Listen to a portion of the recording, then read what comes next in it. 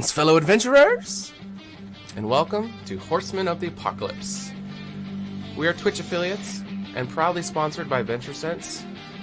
Click the link below, check out their amazing products, and while spending time with us in the chat, obey all the rules and listen to your moderators.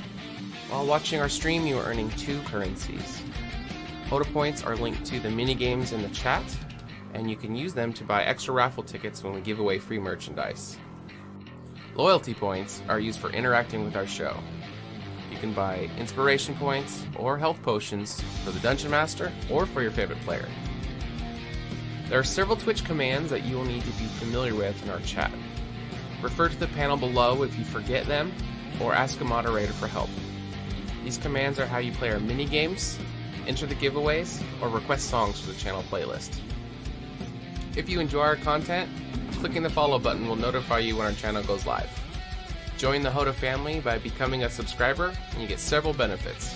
A custom icon, unique emote, increased chances of winning in all mini-games, access to a private chat room, and free song requests. The following program features adults using adult language. You have been warned.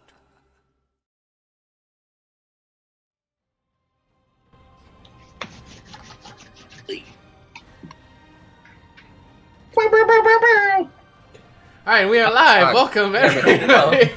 I was muted. To Horsemen of the Apocalypse. I am your humble Dungeon Master for the night, DM Steelax. And once again, we are here with our Season 1 players for HotA. We are on episode 31. So let's meet our players, and we'll get started with our recap and start playing tonight. All right, so first of all, if you see me keep looking up, I have like a second screen now, so I know it's going to look kind of weird every now and again, like looking up into the heavens, but I'm not dying, I don't think anyway.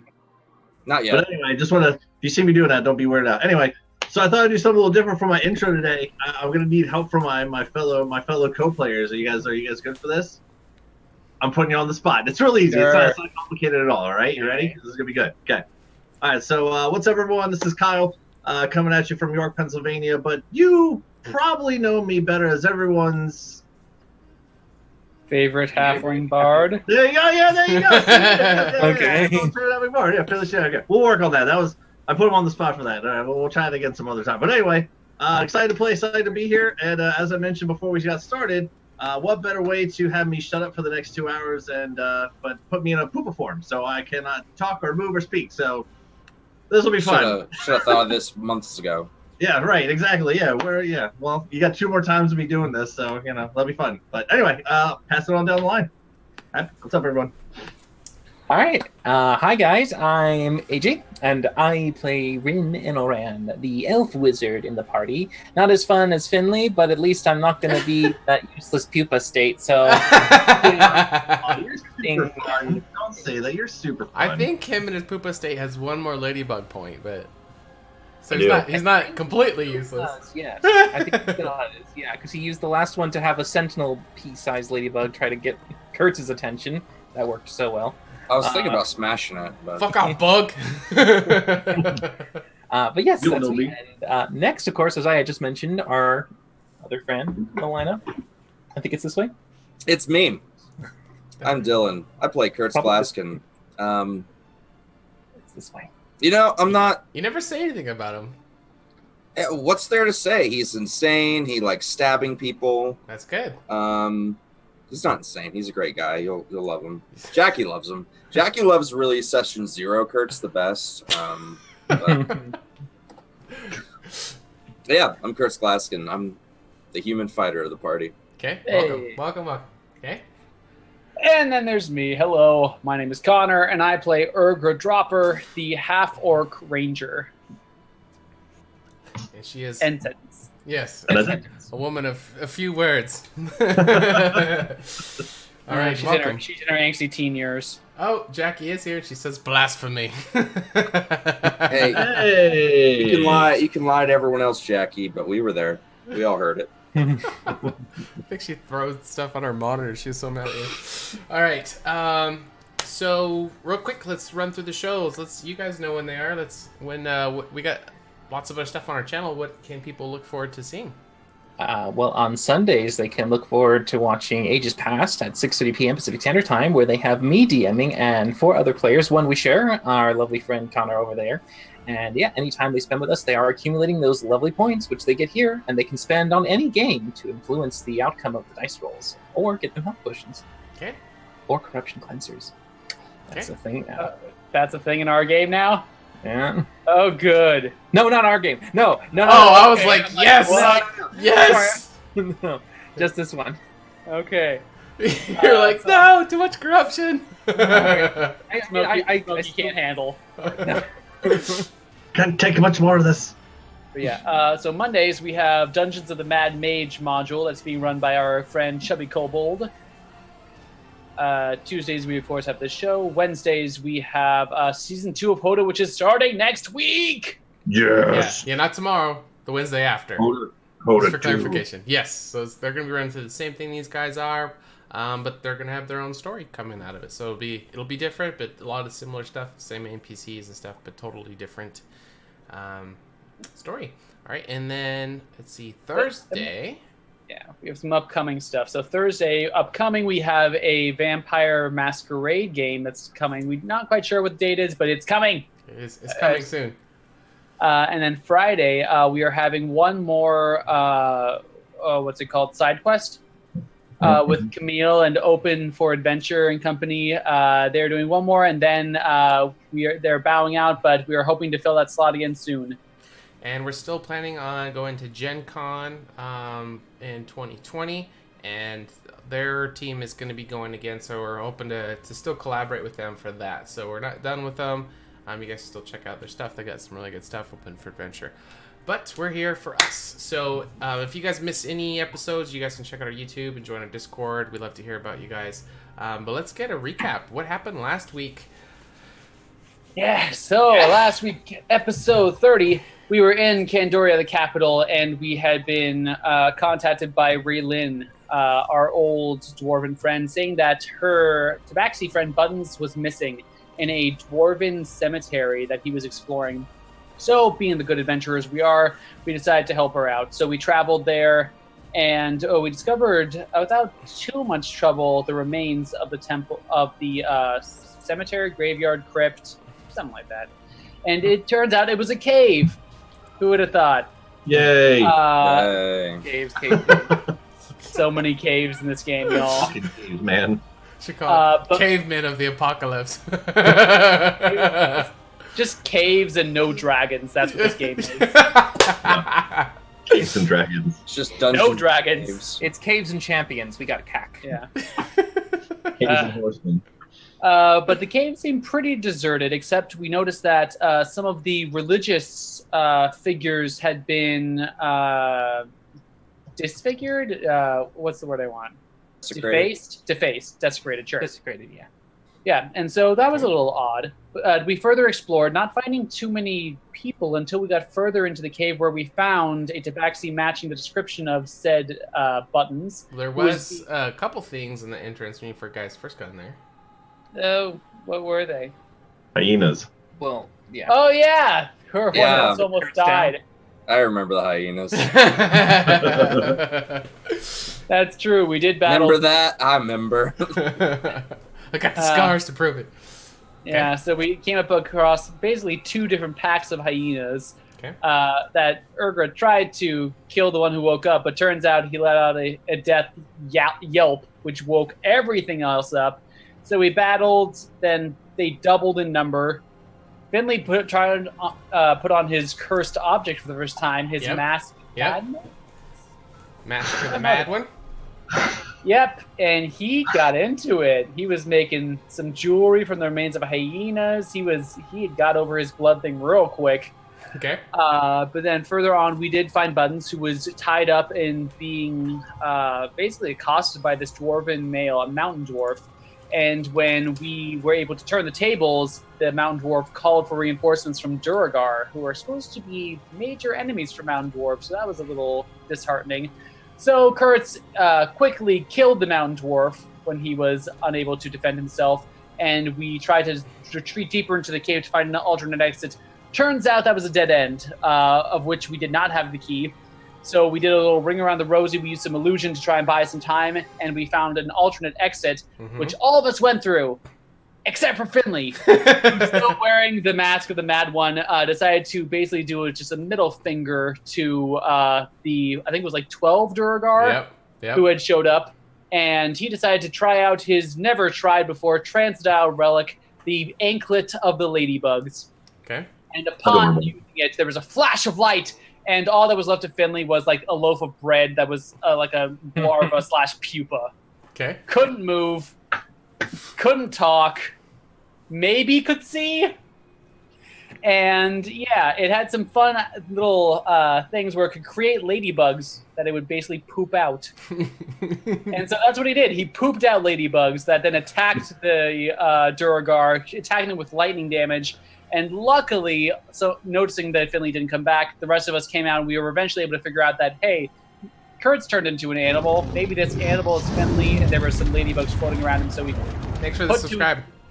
We put two and two together, and we grabbed him, and we ran out to the hidden exit, and we found ourselves about halfway up the mountain where the cemetery was, with no sign of Buttons or our dwarven friend who had left a little bit before us while we went to go collect our bard. So that's where we are. It's also 10 o'clock at night, and some of us don't have dark vision. That's right. So we're year 2, day 3, almost day 4. I already put day 4, but it's the night of day 3. So you guys emerged from that secret exit inside, and it turns out it's right where that pothole was when you guys were kind of coming up the crest of the mountain. So that's where we will begin. So as you guys come out, last time you were here, there was still some sunlight out.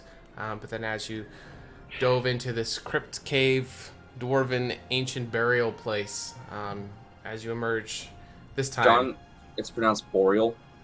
Boreal, yeah. Boreal. So it is now nighttime, about 10 p.m. And so all 4 of you guys, I believe, are still together. Some of you had taken some damage. Somebody was carrying Finley and the Poopa. I got a football hold on him. Okay. And Thanks, Ruger. so because none of you guys were there when he transformed, you guys are not able to communicate with him. So you just got those big old beady anime eyes that are blinking away. So Finley, in your Poopa state, you still have 1 ladybug point, so you can create 1 pea-sized ladybug. That's the only option that you have. And let's see, so we got just under 2 hours left of time where you're going to be in this Poopa stage. Can my Poopa have a little bit of a beard? Just a little bit, or not? Or is it just straight Poopa stage? Because I guess they would, if it had a beard, they would definitely know it was me. So if we can't, I understand. It was a question I've been waiting to ask all week. If I can't, it's okay. I think you'd maybe get like a 5 o'clock shadow, but after that'd be like after like the 3rd hour, but it only lasts 2 hours. Right. It only lasts for 2 hours. Right. Okay. Right. Yep. Right. So it could potentially be there. Right. Makes sense. If only you could hold the Poopa stage longer. I'll take it. I'll take what I can get. I was thinking about that all week. All right. Go ahead. We're good. A week well spent. I'm gonna hold this for 2 hours. So just no pressure. All right, so as you guys emerge from the bushes that were kind of covering the secret entrance / exit, there is 2 paths. There is the route that goes back up to the entrance where you guys left the cart. It had a broken wheel. There was the dwarf that was driving the wagon, and he tried to have Raylan stay there and they could have it fixed. So by the time you guys got out, the wagon would be ready to go. You guys insisted she came with you because you knew she was going to be a lot of help in the battle that may come, and it turns out she was not as helpful as you guys were hoping. But so you guys, before you exited Button and Raylan, and there is no signs as you're emerging from the bushes and you're looking around. What would you guys like to do? Urgra, do you see any tracks? Do you see where they might have gone? I'm gonna try and do that, and Urgra will say, "Send Orion further up the mountain, see if they went that way." I'll send Orion up to the potential wagon park spot. Okay. Check. It is 20. Ooh. Look at you guys with your digi dice. All right. Dice. So you do see the earlier wagon tracks that are kind of in the road. It's not like the entire road. It's very rocky, but some parts are more sandy or more dirt than others. So they're, kind of a broken 2 wagon tracks. And then those moments where you can see that, you can see footprints that seem to be going back up the mountain. And that would probably indicate to you that someone had went up because all of you guys were back in the wagon after you got the wheel fixed. All right, looks like they went back up the mountain. All right. Well, at least we know that they must be going to the car. They'll turn around and hopefully meet us on the way as we make our way. Let's go. Let's go. Yep. Well, on the plus side, they can't leave us here. Can they Sure. not? Well, I Cart- suppose there's only one path down unless they know of Mhm. another route. But Also, cart's fucked. car has a temporary fix on it still. Yeah. But you said it lasts 1 hour, right? An hour, yeah. It's not been an hour yet, right? Since we went to the cave, it's not been an hour, yeah?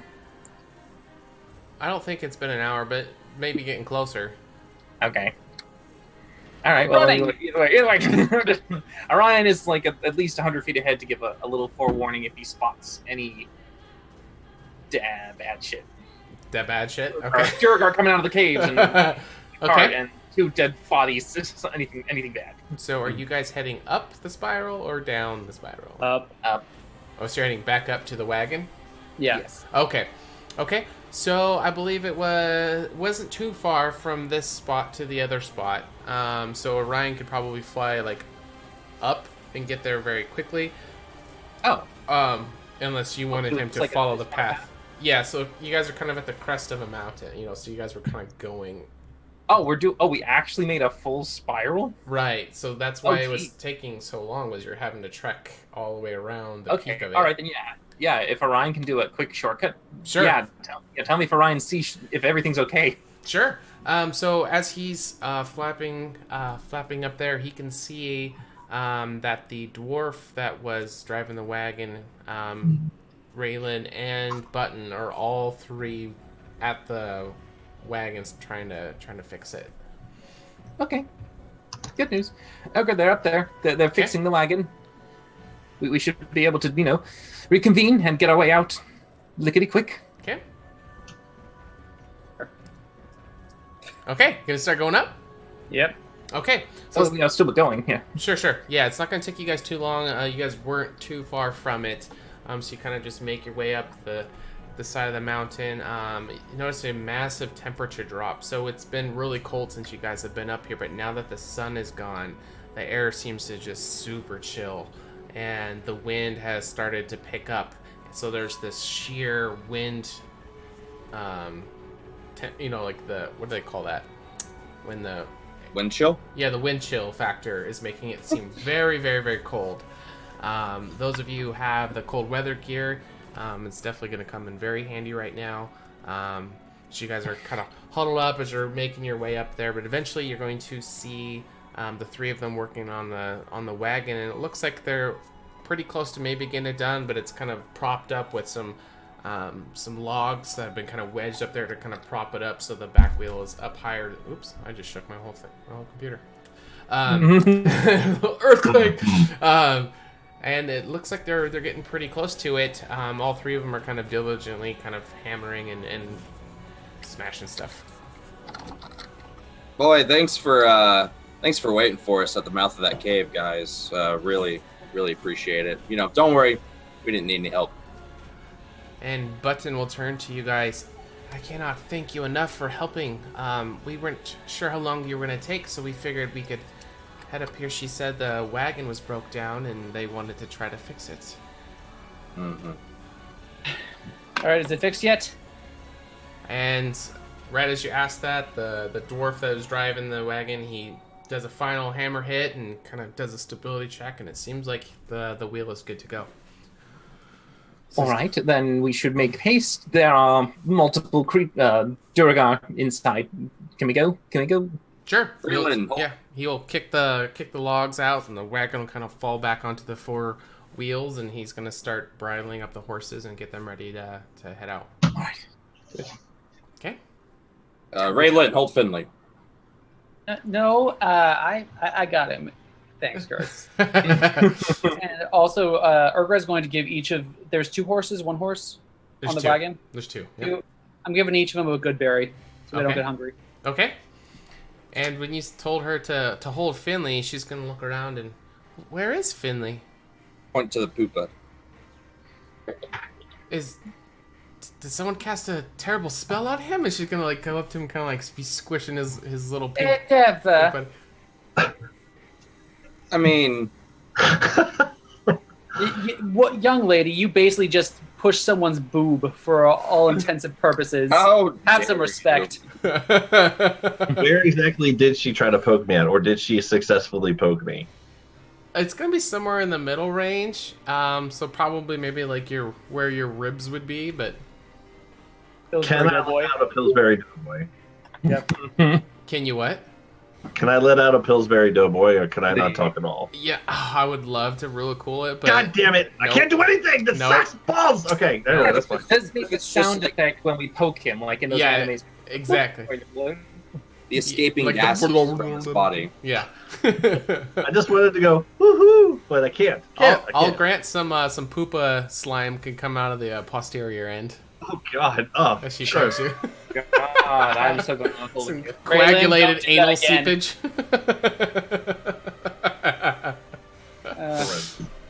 Okay. Well, I hope he's okay. He's just gonna be like kind of like double taken at this pink larva thing. Yeah. Does he look okay? I mean, he's looked worse, I think. That's When pretty was- harsh. I'm done with this conversation. Wait, what did he, when was he worse? No, I think he's looked worse. I mean, he's kind of cute right now. Oh, so you think he looks cuter now than when he was in his halfling Oh. state? Heavens, yes. Yes. Eh, Ah, maybe she likes smooth guys. Kyle's like, yes, no stubble. I look over at Butt and I'm like, hard luck, man. and Covered in fur. and Yeah. you'll kind of see him put down the things he was kind of holding, and he will actually like do like a formal bow, and he's trying to like gesture to you guys like an official thank you for saving him. And as he approaches you, he says, "Is there anything that I can do to repay the debt?" Get on the cart. Whoop! And he's gonna jump right in. Okay. I mean, I was hoping we were doing all this like talking and Sure. You can do all the talking in the car. Yeah, you guys can load up, and the driver will start moving them on, and Raylan is going to pull out the brazen, and she's gonna not be able to get it lit because of just the sheer wind that's Vegetation. all right, so perfect. All right, and the wind is gonna be like, you know how flames kind of flicker with the wind, but it's gonna be like almost completely sideways as you guys are starting to head back down the side of the mountain, as the wind shear is just gonna be coming over it, almost blowing it out. Most of the warmth you can't really feel off of it, but it's more of the mental. You know, just having the flame there is kind of. You guys get what I'm saying? Like the peace Yeah, of mind of having the flame. you I'm know. in Finley's fucking sleeping bag. I don't know what you guys are doing. Finley's foreskin. Okay. Yeah, I'm just gonna dock right in. I'm like, wear like a giant like hat. Awesome. Okay. Yeah. All right. I'll So allow it. yeah, Finley, you're gonna be a Pooba for probably almost another 2 hours. So the three of you, what would you guys like to talk about? As you guys kind of Well, I mean, nuzzle him up next to the brazier. Does Finley? I'm gonna make sure. What was you said he was slimy? So I'm gonna try and make sure he stays moist. He's I'm gonna slimy at the close back to end. The rest of him is He start not. to cook. What's that? Stop playing with his butt. Yeah, all the slime comes out of the rear end. The rest of him isn't super slime. It's maybe a little bit, but it's not it's not too bad at this point. Okay. I'll occasionally use my water skin just to spritz him a little bit. Okay, that's fair. But you're a nice girl. Okay. So Buttons and Raylan are going to be kind of huddled up, trying to keep warm. The dwarf who seems to be driving the cart doesn't seem to be affected. at all. Maybe he's used to these long, rugged treks, but he seems to be doing great. But he's got really thick fur on and everything like that. But the two of them are kind of huddled up right near you guys, trying to stay warm, and the fire's just not quite. Oh, Rin really likes comfort, so what he's doing is he's going to use his 3 prestidigitations to go to each segment of his clothing and do a warm. He's going to warm them up as if like they were fresh from the dryer, just like that fresh from the dryer feel. Okay, so while Warm everyone's just shivering their balls off, you're just over there totally fine. I'm fine too. I mean, I'm gonna put Finley on my head, right here. Okay. All right, so Kurtz is got the poopa and he's inside the bag. Rin is keeping himself dry and warm. And can I ask you, yeah, why exactly were you interested in these particular ruins versus, let's say, another location? Well, I had heard about this place, and it's always intrigued me, and I figured that the best way for me to be able to help Shadowhood would be to learn as much as I could about ancient Bane traditions, so we could. Now that name was mentioned before. Who exactly is Shadowhood? She is. You said you would. Yes, go ahead. You said you would tell us when we got you out. She is the ambassador for the Bane side for trying to repair relations with the Shroud. And so she's like the official ambassador for that. And I've known her for quite some time, and she kind of needed a contact, so I've been working with her on trying to teach her about Shroud ways while she's teaching me about the Bane, and we're trying to find ways to be able to maybe one day be able to bridge the gap between our two tribes, because there's a lot of messy stuff going on right now with the Bane attacking my people. Is she a hill dwarf or a mountain dwarf? She's a hill dwarf. Understandable. It seems not many of the mountains would even consider trying to learn any other ways besides their own. So that's why I was here, was to try to find any kind of way to find common threads for us to an olive branch person, you know. Could you describe her appearance? Let me pull it up here. He looking like a man. She wears very dark colored leather that comes over a hood that folds over, but the hood is part of a leather top crop part, and then she's got black undergarments that come out from there.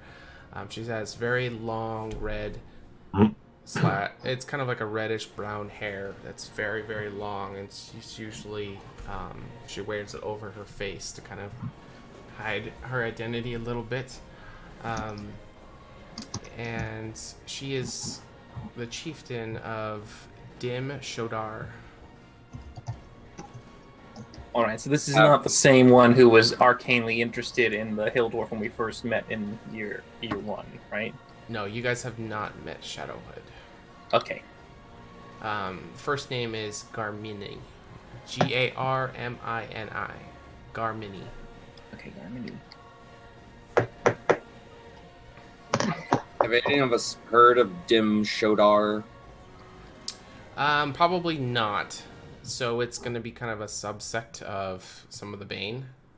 So they are, you would know that they have subsects and they have chieftains, but as far as particulars who they are, with all your guys' backstories, I don't think you would know. So where can we find and possibly meet with the Shadowhood?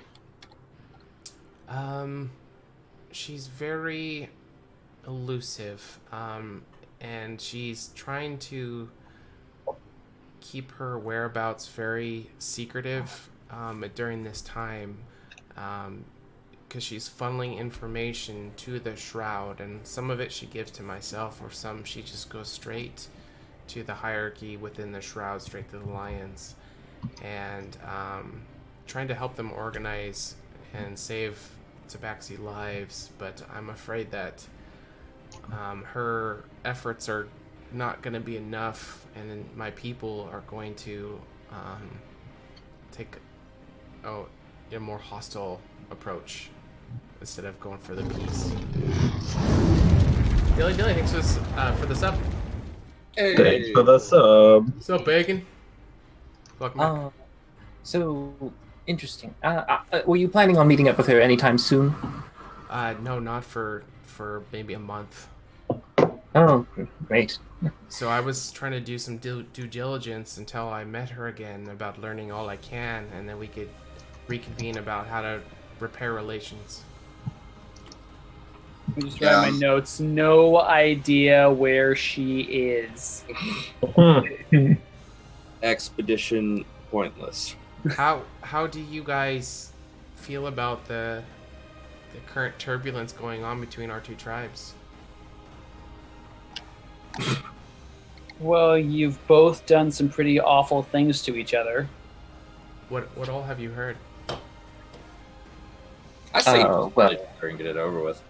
You say I've heard what? that one of the I say to just kill each other and get it over with. Oh. I heard one of the Tabaxi had a terrible misfortune of having an arm cut off. That's the extent of what I recall. What about the fact that the Dwarven King was assassinated by Tabaxi, and then the Tabaxi leader was captured by Grimto, who then shaved him and then took his claws, and that's the big issue as far as I know. Well, that started the bad blood, absolutely. But I thought you were referring to more recent events. As far as the lost arm in particular, I'm sure there's been many people on both sides who have, sustained injuries, and it is starting to become not just a wedge that's being driven.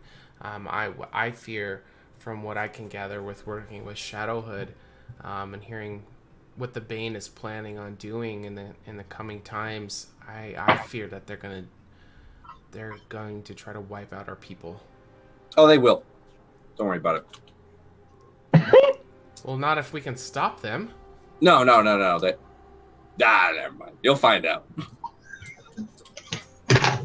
Well, if myself and Shadowhood can gather enough information, we can keep something like that from happening. No. Well, let me ask you this, Buttons. What did you learn, if anything, when you were risking your life in Bane territory? There seems to be some correlation with the Duragar, and some kind of involvement with some of the Bane. I don't know who is involved with them, but from what I can gather, it seems like they have some kind of insider. Mm-hmm. And they seem to be drawn to places of old for dwarves. Abandoned old places they seem to be drawn to it. Are they looking for something, or is there? I believe that they are. I don't know what it is, and that's what I'm trying to discover is what it could possibly be, and that's what I'm trying to gather as much intel as I can. So when I do finally meet up with Shadowhood, we can maybe piece together some clues of how we can restore. I mean, the tribes once upon a time used to get along together, but after the attacks, the leadership on both sides, it's getting worse and worse. Out of curiosity, Buttons, before we showed up and killed the dwarf who was holding you, were you able to find out anything about him? Because he was obviously one of those traitors. Did you get a name or anything like that? He seemed very obsessed with finding out some. He thought I was a part of some kind of coalition or something, and he was very protective of the group that he's a part of. He didn't spill any information, but he was constantly interrogating me, assuming that I knew what he was a part of, and was very angry about it. I don't know what he was a part of, though. It would have been nice to ask him, but... Well, that's what happens when you ask for backup. Now you learned something today.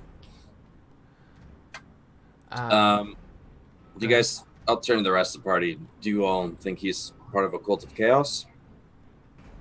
Well, if he is, then that means the Cult of Chaos certainly has the majority of Duragar on their side, if that's the case. What do we know about Duragar, Sean? Aside from the fact that they can get big and hit like a freight train. They can just get big. As far as backstory stuff, Just Yeah, like or in general. they're definitely a deep underground people. You would know that. I think going through the first 20 years, you would hear of them causing a lot of problems for the Bane, but they kind of stayed just in the Bane areas. They didn't really seem to come out of them too far. oh boy. Okay. That's a They're basically dwarves, guys. fantastic -1. Yeah. They're all short little people underground. Yeah, they're all the same. Yeah. It's all the same, guys. Yeah. One has this color skin, one has this color skin. They're racist, that's all. Tiny goblin doesn't like. Kurtz doesn't see color, just blood. I see the color of your blood. Right, that's the only So color. Everything else is black and white. Yeah, I judge people by that. Okay. I do know that Shadowhood is planning on approaching Ironside and trying to urge him to have Tabaxis become their ally, but I don't think that's going to work. Boy, I Why can tell you not? right now it's not. Why don't you think it's going to work? Are you asking him or are you asking Kurtz? I am asking Buttons. Okay. They don't ask me important questions, Sean. Because you'll say duck. You don't have any more information than I do. I don't know what's going Thanks on. for the follow. Thanks for the follow. I'm drawing a face on Finley right now with charcoal. He wants a mustache? I'll give him one. I could not be more prouder right now. That's amazing. Amazing.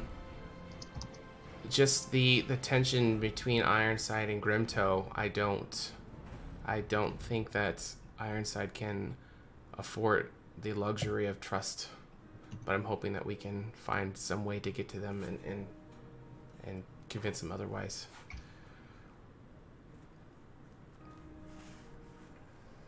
And this whole time, the wagon is, heading back down the mountainside. Eventually, it's going to be getting into the dense forest that you guys saw before. And when you get in there, the breeze, all the cold wind is definitely going to be cut down. So the breeze and the light is going to grow back to its original size. And you're actually going to start to feel a little bit of warmth as you kind of have a little bit of a wind break from the forest. But it's going to be very dark within it. Go ahead. We should break camp. I was about to say, can I keep an eye out? Because, we just got ambushed. And we might get ambushed again. So I can't fucking see in the dark, guys. Disadvantage. Yeah, I'll keep an eye out. Okay. Shadows. One eye. Shadows. Okay. So as you guys are discussing politics, Kurtz is out there just staring in the darkness, looking for... I'm drawing a face on Finley, and I just have him next to me. Like, blink twice if you see anything. I mean, I am a little curious because how many hours of it was a trek up? It was enough for me to get a trance in, so I'm long rested fine, aren't I?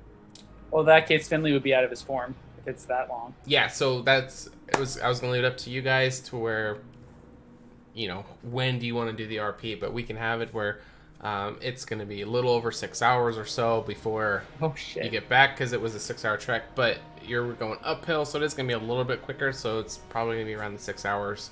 So if it was 10, it'd be about 4 o'clock in the morning if you just did it straight through. So during that time, Finley, you'll come out of your pupa state. fuck! Do any of you guys want to rest? How you guys want to work all of those particulars? So if you don't we stop on the way up, didn't we? Well, I did. Everyone did. What was that? I'm sorry? Well, everyone did except for me, because I stayed up and was on watch while you tranced, and then as soon as you finished your trance, Kurtz went to sleep. Yeah. And everyone else had been sleeping. I mean, if I noticed that if we decided to not break camp before going, I would have taken 2 hours from you, Kurt, so you could get the regular long rest for the rest of us. Well, I'm sure the horses are tired, as well as perhaps the driver. He could probably do with some rest. So while making camp, as Finley, are you feeling better? Why were you a pupa? I feel like a snotty tissue here. Really fucking gross. And I'm like trying to like peel some of the goo off and feed me out like. And why is my nose and I'm like trying to wipe my face and it's like, is it on my face or is it more like here where Kurt's drew a mustache and stuff? It was like kind of sort of the face. So if he's like football shaped, I would have done it like oblong. So like eye, mouth. Right. So it's like across the body, but so it'd be under your it's like gear. Over here somewhere. It's like, why is there a mustache below my nipple? Has a mustache. Actually, you know what? I kind of like it. It's kind of funny. It's like a little nipple stash there. All right. Anyway, slightly. Are we making camp here for the night? That was weird. Hey, you guys. First of all, thanks for coming back for me. Didn't really plan that one out much. So what happened, Finley?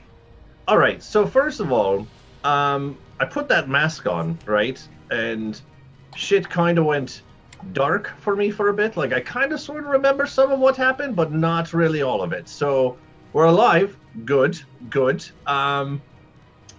Then there was some hyena things, dog-looking things. Then I remember Kurt slit the throat. That was pretty awesome. Weirdly enough, I thought it was awesome. Then, kind of looking back at it now, that was, I mean, okay. And then there were some ladybugs. I'm guessing that was me. I don't really remember much. A lot happened in there between masks and I think I did my anklet thing. Lost a lot of time here. What time is it as I look around and it's fucking pitch dark and shit? Yeah, because you're in the covered forest at this point, so yeah, you won't be able to. It's really good to tell. Should be early morning. Yeah, probably 1 in the morning. No. Well, if Finley did his shit and he was there for 2 hours, it'd be midnight, so midnight and 1, somewhere between midnight and 1. It's late. Right. What I'm getting at here, fellas, is that, really unexpected there, and kind of feel like I lost a bit of time while I was in that status there, and kind of freaks me out a little bit. I mean, I liked it. I that's weird enough to say, but I put it on and we're in the cave, and I come out of it and we're outside. That's a little disturbing. Do you not recall anything about you wearing the mask? Just bits and pieces. Like I said, there were the dog things, the hyenas, right? Did we run away from them, or did we kill them all, or what happened? Did Kurtz get bloody as he does, or? I look at the big fuck off hole that's still in my armor. Yeah, all right, okay, all right. Seem to remember a bit of that, right? Hyenas, all right. Slitting the guy's throat. That's pretty normal for us anymore. It's gonna come back to life in a few days anyway. Yeah. Right. That's all I really remember from there. I had a lot of time to think in my ladybug form, my pupus form there, my cocoon of tranquility. I heard you all talking there a bit about Bane and the shroud. I had some thoughts. If we had a moment, are we all set up for camp here, or is that what we're doing? As I look around, or is that what we're doing? I think we do have a few things we need to discuss. Sure. Okay. Yeah, we are settling for the. So if we do, you get back at 4 a.m. But if you guys are going to stop for the full 8 hours. Yeah. So 8, 9, 10, 11. So it'd be about noon. Noon of day 4 is when you'll get back. Just you, so we're all on the same page. So you guys can hunker out for the night. You guys can do all the RP you want. It's going to be in that black, dark woods. You guys can, set up in the wagon. You can tip the wagon over to block the road. You can do it however you guys like. I say we take the wagon and hide it deeper in the forest, since we have all this covered to take advantage of. Or if we build a wall of bodies to keep all the haters out. Should we bring them with us? Shit. No, I was forgetting. Next time. I do have this really cool hyena head on my head, though. Okay. I do still have that hyena coat thing going on, so the pelt. Yeah. The untreated, bloody, dripping pelt. We can make it look that's like a the best scarecrow, like Ooh. a scarecrow. We can make it up on the tree. That could. Nah, I don't know if that'll work. ones. What are the thoughts? We could try that. So, I had some thoughts when I was in my my cocoon. Mm-hmm. The one thing I was thinking about here is, you know, I'm trying to wrap my head around some of this here, everyone, and I'm having a bit of a difficulty with it. Can we just have a bit of a private conversation here, away from Nylan and Button over here? It's Raylan. Nylan was the. Raylan yeah. and Button. Yeah, right. Can we have a group huddle here? Yes. All right. Button. So Raylan, fuck off. yeah, right. Yeah. All right. Follow me here for a moment. So, you know, we were brought back in time to at some point in time move forward and try to defeat Horsemen, right? Like that is like mission numero uno, right? Like that's what we're trying to do with the Warrior's Oath here, yeah? I think so, yes. Okay, all right. So that's step one. Step two, we've learned, you know, we thought when we went back to the first year, we gained some knowledge, we gained some information, we thought maybe we could change some things, right? You know, right some wrongs, maybe, you know, steer the course of the timeline and maybe make it work better to our favor, right? But at the end of the day, year two, we figured nothing fucking mattered, right? Like, fuck all of that, right? Mm-hmm. Yes. All right, step two, okay.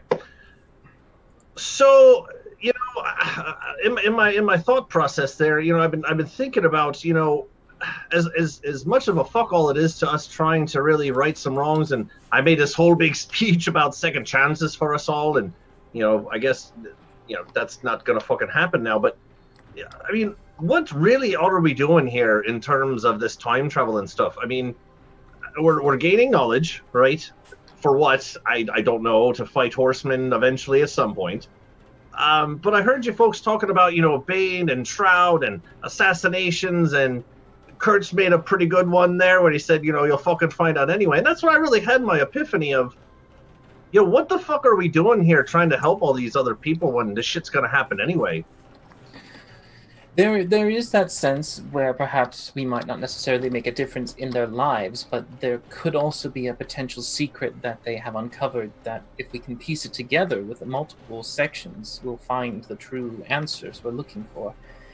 You'll never know. Perhaps maybe a tiny bit of decision here, or maybe their actions led to something where we could predict how the future will then unfold. If we know, for instance, Shadowhood is going to attempt to do this, we can then be aware of her activities in the future. If we see her, we'll know that that might be her goal, and perhaps we could trust her so that we won't necessarily go outright and immediately ignore her or try to thwart her plans if they look a little bit questionable at the start, when in truth they could truly be for the benefit of the greater good. There's information that can be useful, though I don't necessarily know until we reach the destination. Mm-hmm. And also, Finley, I mean, we've gotten, 2 or 3 of your blue balls just from dicking around in the past year. Well, that's the next point. That's actually step 3 here of my 4-step nope, 5-step. Nope, I really didn't count the steps. I'm just kind of winging this as I'm going here, right? but really, step 3 is you know, I brought this up before when I mentioned to everyone, you know, if anyone had any personal topics of conversation and things of, like, you know, when again thinking that we had second chances in this life to do better. If anyone had anything that they wanted to, you know, pertain to, you know, myself with my daughter, and you know, Kurtz with his wife, and I know Ergra and Rin, you had some things that didn't necessarily speak on, but perhaps maybe you did, maybe you didn't. But really, at this point, it doesn't really matter so much, except for, like you said here, with my orbs, and you know, Kurtz is with his tablets. I mean, with all this other stuff going on, if it's gonna fucking happen anyway, maybe we should you know, rekindle our thinking here and really dive down and balls focus here on things that actually do have an anchor, if you will, in terms of focusing in on the tablets, focusing in on the orbs here, and now that's 2 of us. Now I didn't know, you know, Rin with your manifesto, perhaps maybe there's something in there that we could double back on and see if that actually has any hold, or Ergra, you know, if you can think of anything. But I'm just trying to make sure that we're doing this. Let's not waste time. I know that might sound odd, but stop fucking around with things that aren't going to matter anyway, and really dive down and focus on the things that do. So, aside from focusing on finding the orbs and the tablet pieces, what are you suggesting, Finley? Well, that's step 4, which is open for conversation.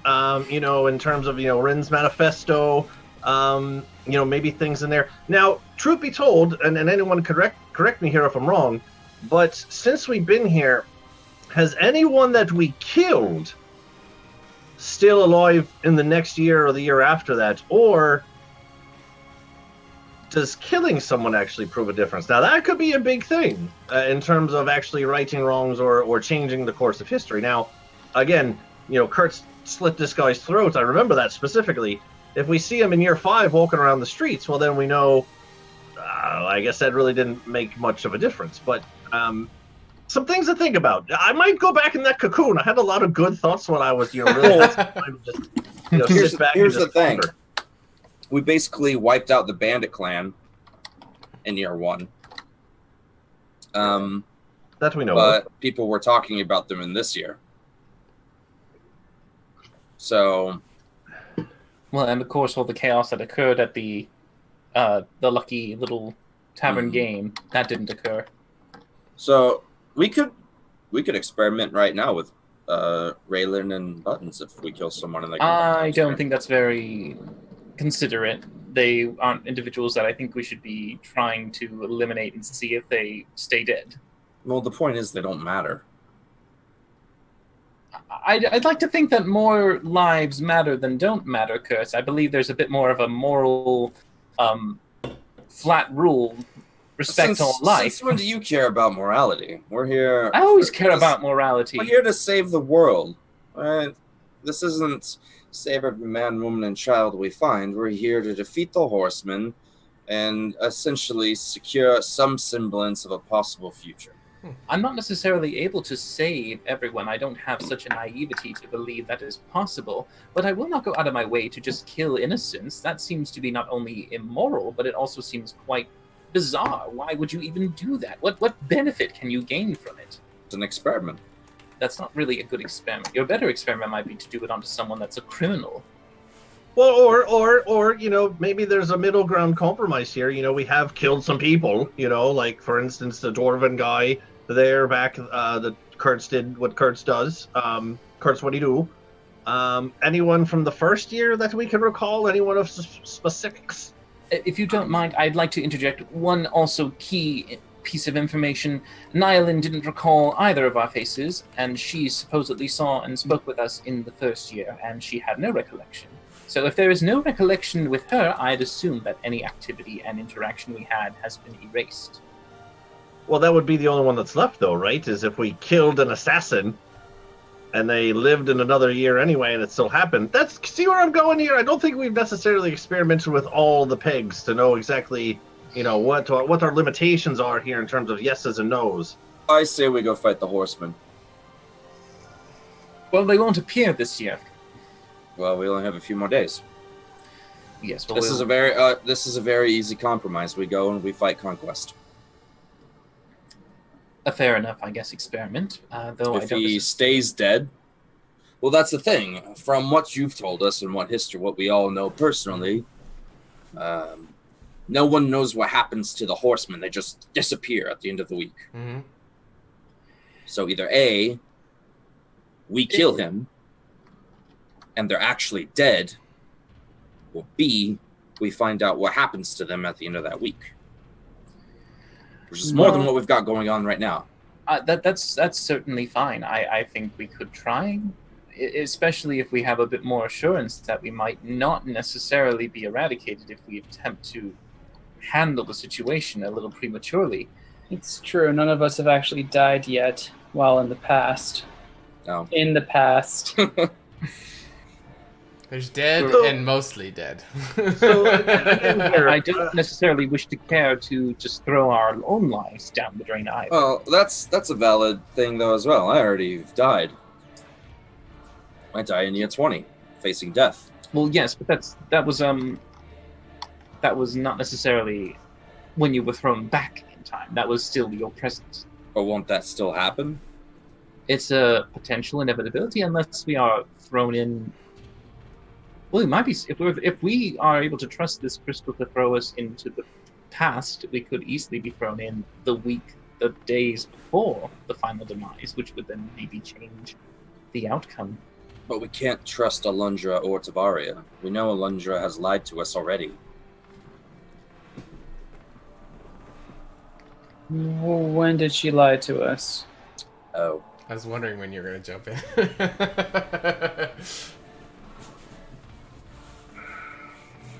Remember, this is Alundra, not Tavaria. Yeah. Alright, so you all know how my children are dead, and my wife's dead, and everyone's dead. What? Kurtz, we had a... Okay. When we met you, that was what you told us. But not. Your wife is not dead. My wife is going to die, yes. Well, yes. Right. My children aren't dead. Go on. They aren't dead now. That's the point. All right, they're not dead now. Then, are you wishing to see them? Why are you referring to them? Because that's the whole reason I embarked on this suicide mission in the first place, is because Alundra told us that nothing can be changed. Maybe nothing can be changed, but if I knew that my children were alive, I wouldn't have embarked on the suicide mission. Well, Kurtz, that doesn't mean that Alundra ever lied to you. Indeed, I don't necessarily see it as a lie yet. You never mission spoke. is still a lie. You never spoke with her after you left your kids with her. As far as I know. You just, as far, what you We told talked us to her in space with the galaxies and the floaty crystal and all the shit. Yeah. Or was I actually dead for that? I don't actually know. No, you were there. I think one of the questions, actually, I would like to recall. Did Alundra disappear when her and Tavaria were to head to your home? We don't know when she disappeared. We don't know the date. We don't know the circumstance. No one really knows exactly when Alundra disappeared. Tavaria was off doing her own thing. Okay, so Tavaria and Alundra did not both visit your homestead. No, I have met Tavaria a few times as a child when she was under the tutelage of Alundra, but she never was close. And to be fair, Alundra was only close because her and my wife were friends or something like that. So when Alundra visited, when you next arrived, she was gone along with the children. And my house had been burned to the ground, yes. And where was your wife during this? Was she out gathering? Did she was with me. We left together. I see. So she was babysitting? Yes. Ah. And at the moment, she somehow was forcefully taken away, probably during this time, while caring for your children. Yes. So your children could have just been wandering when she was... Because the evil undead wizard says they're alive. Yeah, that was my question, Finley and Rin. I asked if Kurtz's children are alive, and he said they are, and they are, in fact, somewhere on this plane. Oh. Intriguing. I should have asked a better fucking question then. I didn't know he was going to give us such a big... Ah, man, can we go back to that guy? I wasted time. Fuck. What'd I do? I asked for one of the fairy... I mean, I guess it was kind of important, but shit. I mean, you got your ball. Yeah, Finley, if it makes you feel better, I get the feeling that the more pertinent a question you ask, the bigger the price will be eventually. All right. Well, so I opened up this can of worms here because I want to get us start thinking about, what exactly is that we're doing here, in these weeks that we have, I'm coming to the realization here that the more knowledge that we gain, I don't know if it's for good or worse, but at least it is starting to put more of a focus here in terms of things that we can and can't do. And again, if there's lesson we can actually involve and change, that might actually expedite our process here in terms of just knowledge gathering for horsemen. How much really knowledge can we really get here besides the tablets that Kurtz is on after? And again, I don't necessarily know what these orbs do, but I have a pretty good idea. But the more the merrier for those too. So, Well, here's the thing: we have these relics, and I'll pull out the necklace and the Nautilus necklace. I have like 3 necklaces on, for fuck's sake. flame. I got chains all day, but we know that some things can come with us through the timelines.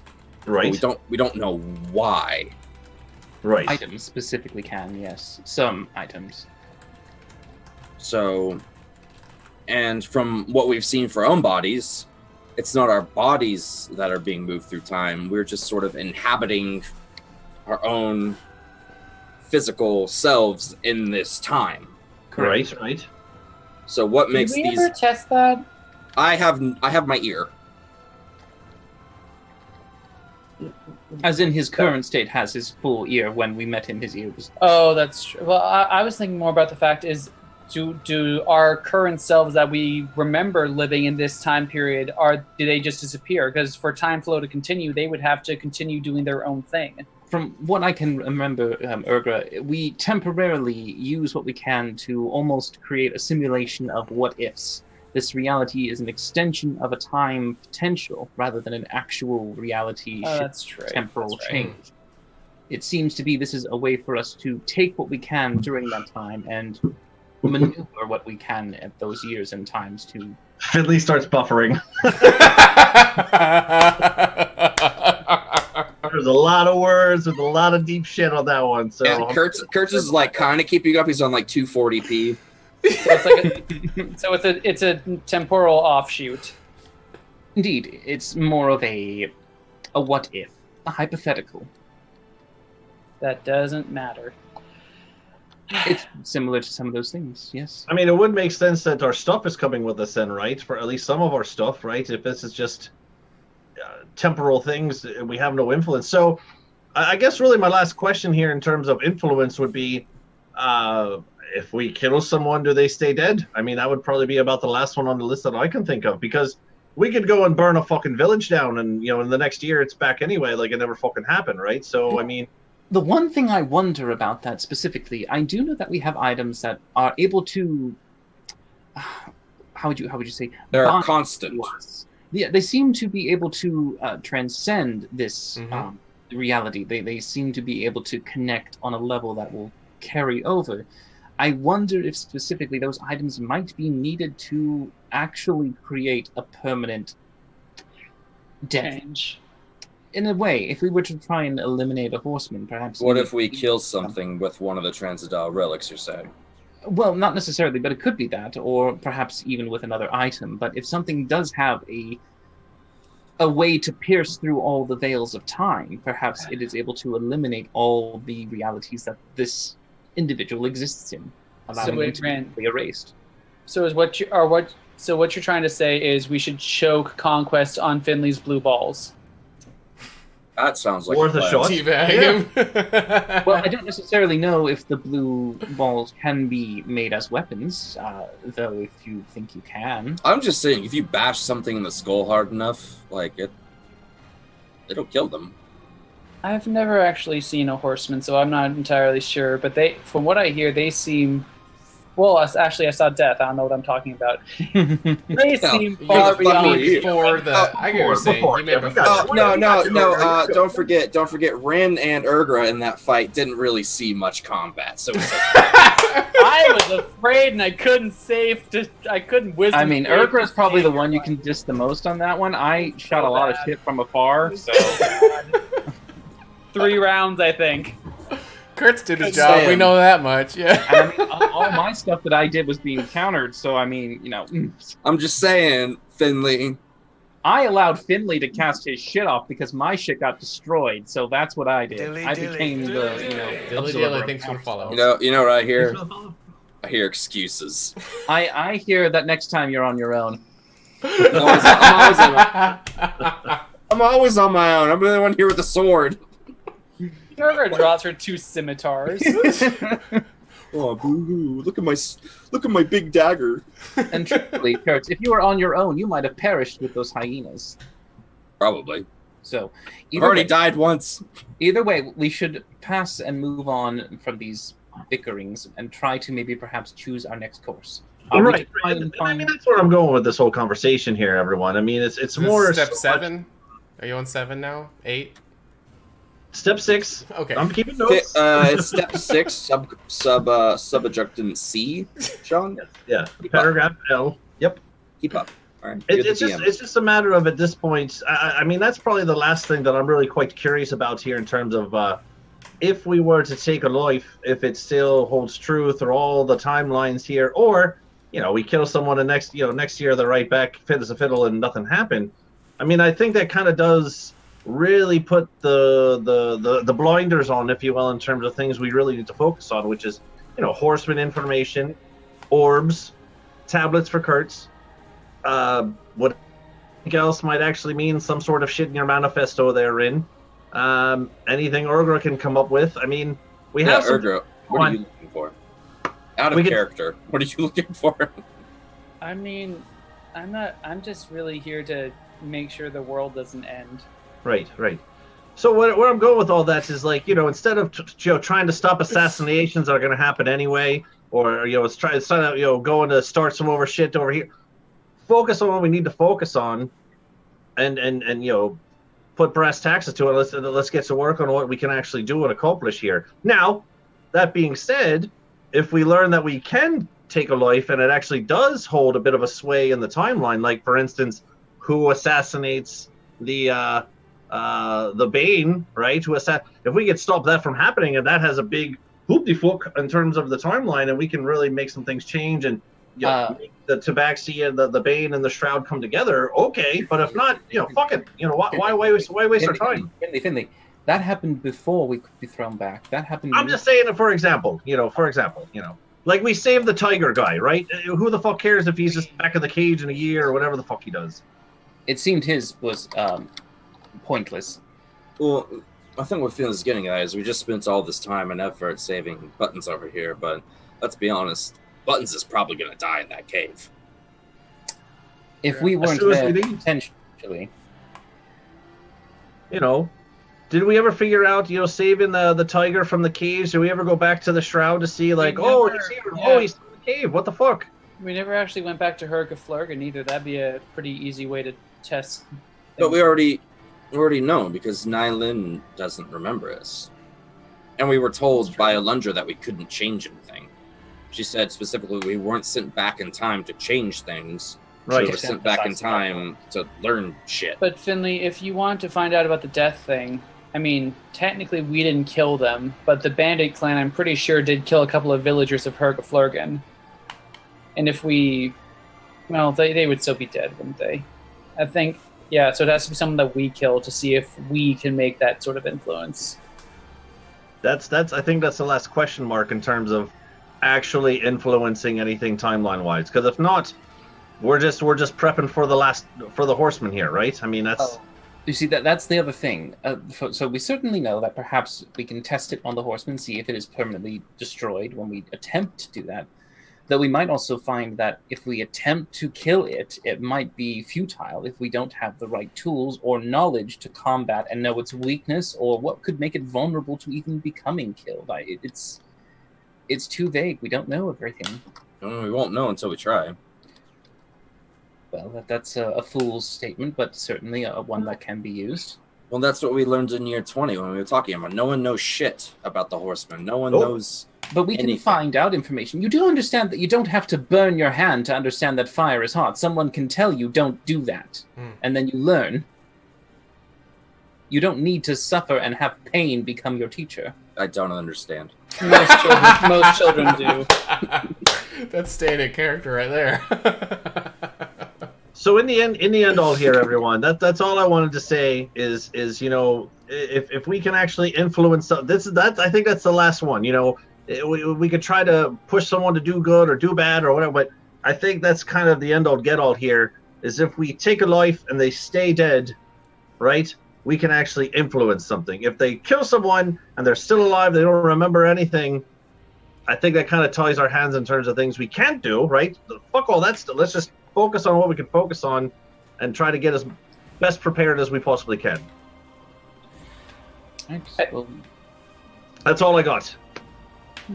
We can try, but this is the other thing. Remember, we're not at our best peak of physical condition, and if we go during the 5th year and find that the strength of the horseman is equivalent to that of death, we will be severely outmatched, and without the tools necessarily to weaken or give us the chance to defeat him, we might find it just to be a futile battle, and we could lose our chances to even continue.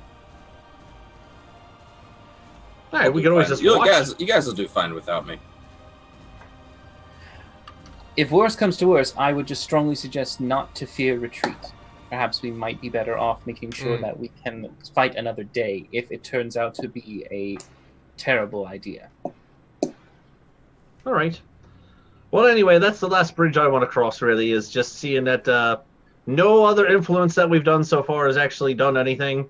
I think that's the last bridge, is seeing if death is eternal or there's a reset button at the end of the week and everyone goes back fit as fiddle and nothing really changed. You know, if knowledge and items are the only thing that matter, let's focus on that and let's try to save the world. You know what would be interesting? If Bane spy that we found out in year 1, what was his name? Who? The dwarf, the one who pretended to be drunk all the time. Yes, I'm trying to remember his name. The bald guy? The one who had narcolepsy, but it wasn't narcolepsy. Yeah. Bright Coat, I'm almost there. Jawbreaker, no. Bright Coat, Hill Dwarf, Falkenheim.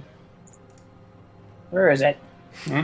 Well, either way, if none of what we did matter, then it's possible that he never blew his cover, which means that we could go back and capture him every subsequent year and find out what new things have been happening with the Duragar. Well, we could try it potentially. As long as no one else believes him to still be a stalwart ally, then they might come to his aid if suddenly strangers out of nowhere attempt to question him a little bit more forcefully. As I look We'll have a little more tact. I'll look at Kurtz.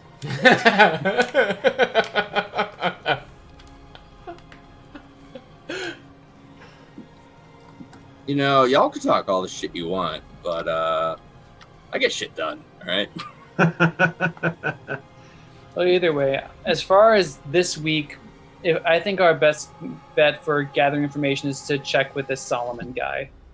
He seems very well informed. He trained Alundra. He's made a whole lot of contributions, and if someone were to know about some mystical evil horseman coming, I think he'd be a good bet. He also knows how to make floaty rocks go through time. Right. It's true. He could make us more things that could pass through the time thing. Start focusing on things that, I mean, if we can't influence anything, fine, but that just puts the blinders on knowledge and items. All right, let's get some rest. Foreskin sleeping bag it is, and I'm going to snuggle into my foreskin. Probably going to be a little slimy. You shoved me in my foreskin. Is that what you did? I thought you were cold. I was cold, but no, I thank you for that. All right. Well, nope, you're right. That's fine. Nope. You're probably a little hyena blood in there as well. Luckily, it's at the bottom of the bag, and you're halfling, so you don't make it over to the bottom. Yeah. There it is. Yep, I got it. Thanks, guys. Appreciate it. Awesome. Yep. So Finley's turning in for the night? Yeah. Okay. I'll take first watch. Well, I mean, actually, you know what? No, fair enough. I did actually get a bit of a snooze while I was in my cocoon state. I could always stay up. I'm warm in my sleeping bag here. Oh, that's right. You did get the effects of a long rest coming out of it. True. Yeah. I don't mind. I had a bit of a breather while I was in there. It was very, very tranquil. I highly recommend it if you haven't already tried your snake thing. I don't know what. Oh, Urker, you should try it. I don't necessarily think that's a bad idea, actually, Urgra. Probably better to test it now than to have something in the middle of combat surprise you in a worse way than could be expected. You're like in a snake's natural habitat. In the safety of the city or something. Yeah, right. I'm sorry. Go ahead. What? No, I was saying you're in a snake's natural habitat. Not like, some of us who... we're a water breather in the middle of a water cave. In sight. The middle of a cave. Volcano, to be specific. True. Uh... I'm not saying you have to. I was just saying you're in the company. You're in safe company here. If you want to wait till you get to the city, might not be a bad idea. But Nah. She looks to see if are we still kind of huddled away from Buttons and Raylin. Mm-hmm. Yeah, she activates it. Yes. Okay. All right. All right. So you pull out 13. your. You think she wasn't gonna succumb to peer pressure? You what? I said she's 13. Do you really think she's not gonna succumb to peer pressure? Oh, there you go. Love That's it. true. All the cool kids are doing it. Okay. All right. So you pull out your serpent ring, which is Well, I thought I couldn't take it off. well, whatever. Not pulling it out literally. So I you're hold up focusing my on it. hat. It's a spiral. It's like a coiled snake that is going around your finger. And as you start to concentrate on it, you activate it. And we're going to go on our first break. And when we come Okay. back, you guys will find out what happens to her as she activates her Transcendental Relic. And when we come back, we're also going to give away 50 HotA points to everybody. So you don't want to miss that. We'll be back in just a few minutes. Thanks for sticking around with us. Oh, and all the follows and subs we got tonight, thank you guys for joining the HotA family. Yeah. Yeah. HotA fam. See you in a little bit. Burp.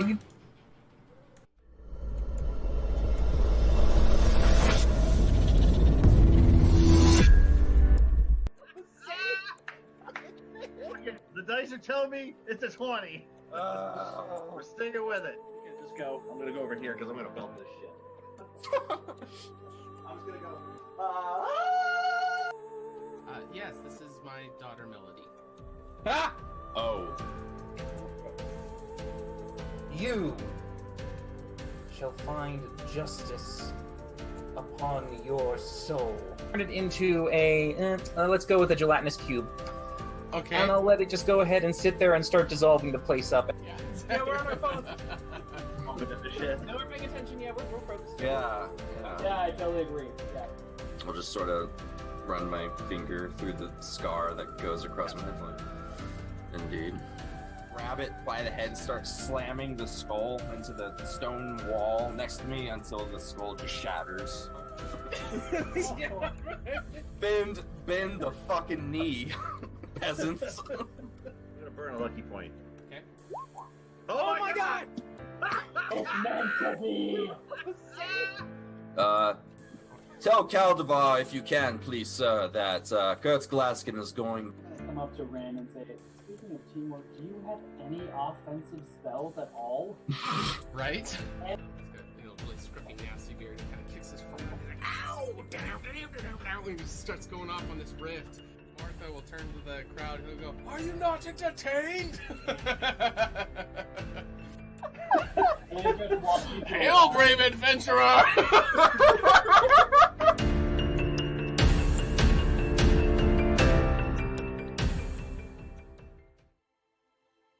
Hello there, everyone's favourite halfling bard, Finley Shenanigan here.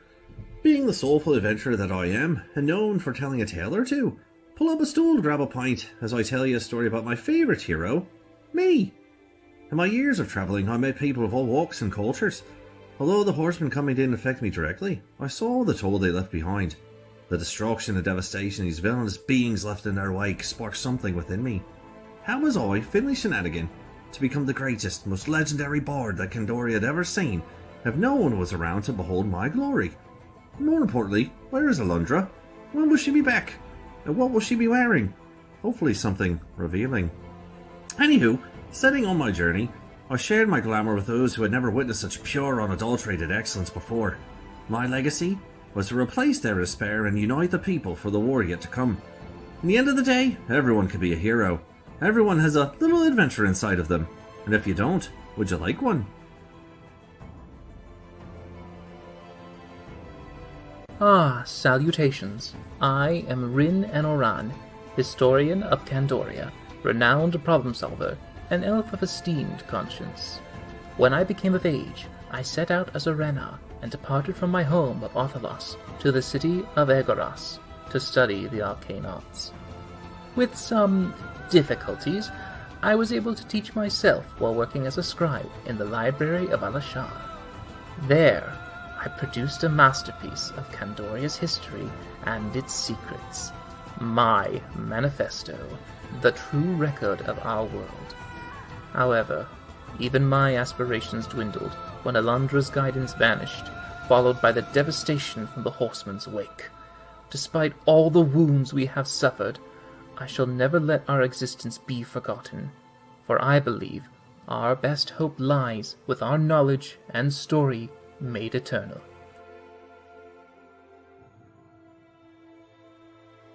My name is Kurt Glaskin, and I have lost everything that I've loved in this world.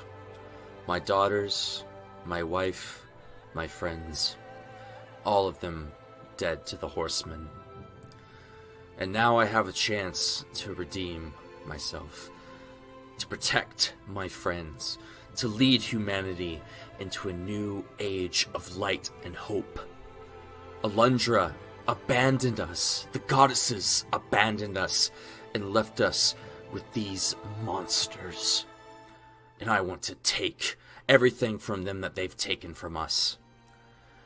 I live in a world of blood and hatred and violence, and so I will become that violence.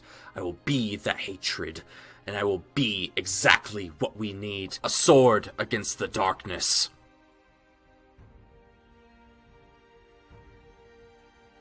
My name is Urgra Dropper, and I am a dependable ambassador.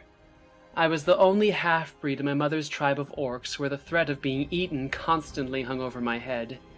And yet, those were some of the happiest times of my life compared to my time with the Revenant.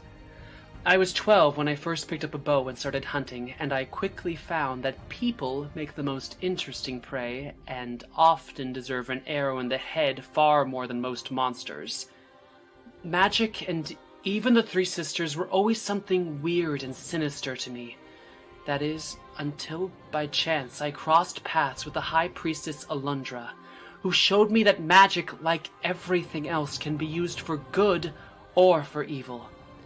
And that's what I'll keep on repeating to myself every time one of those stuck-up magical morons say something that makes me want to cut out their tongues. The following program features adults using adult language. You have been warned.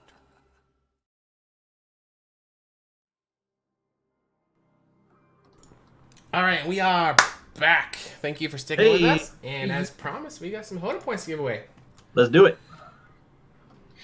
Look at that head. Find out what the hell happened to Urgra. I'm telling you, dude, she's a basilisk.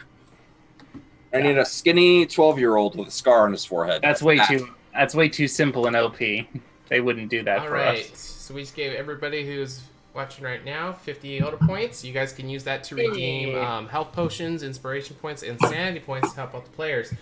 They do carry over to all the shows on our channel. We have multiple campaigns run by different DMs. The DMs have different things, but for these guys, it is the little circles that you see above their heads. So if you guys scroll down on the Twitch page, it'll show you the redeem codes to be able to buy this stuff for the players in the shop.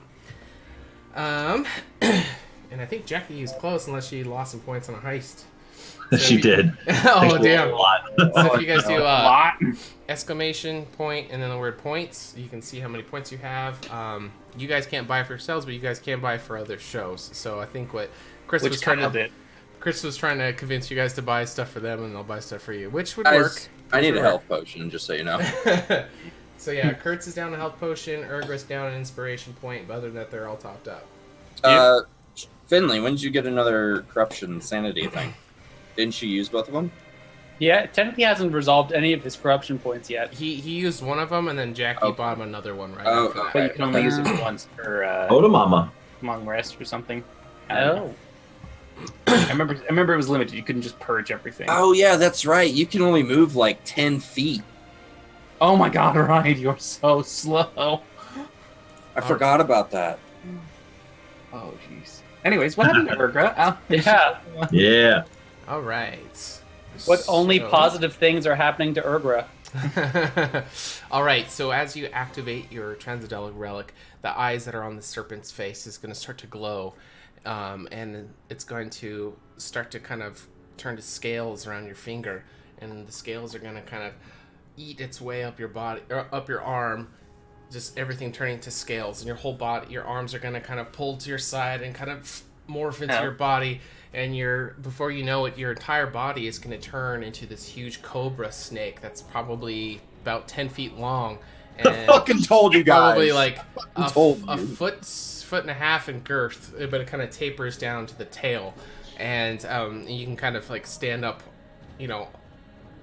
kind of stand upright on. You can balance yourself up, and as you're kind of looking over your body, a big hood is gonna kind of perch out, and you got these cool like tribal marks that are kind of across inside the hood. so mad I am going to try and make sure that our little NPC allies don't panic. You guys pulled yourselves away, so they don't see at the So- moment. Yeah. All right. So a little bit about, and I'll copy and paste this in the section that you can see on your ring. So it contains 3 charges. You just use the first charge. Yeah. Transforms the user into a cobra for 1 hour. Oh, very short. So yours is a shorter one.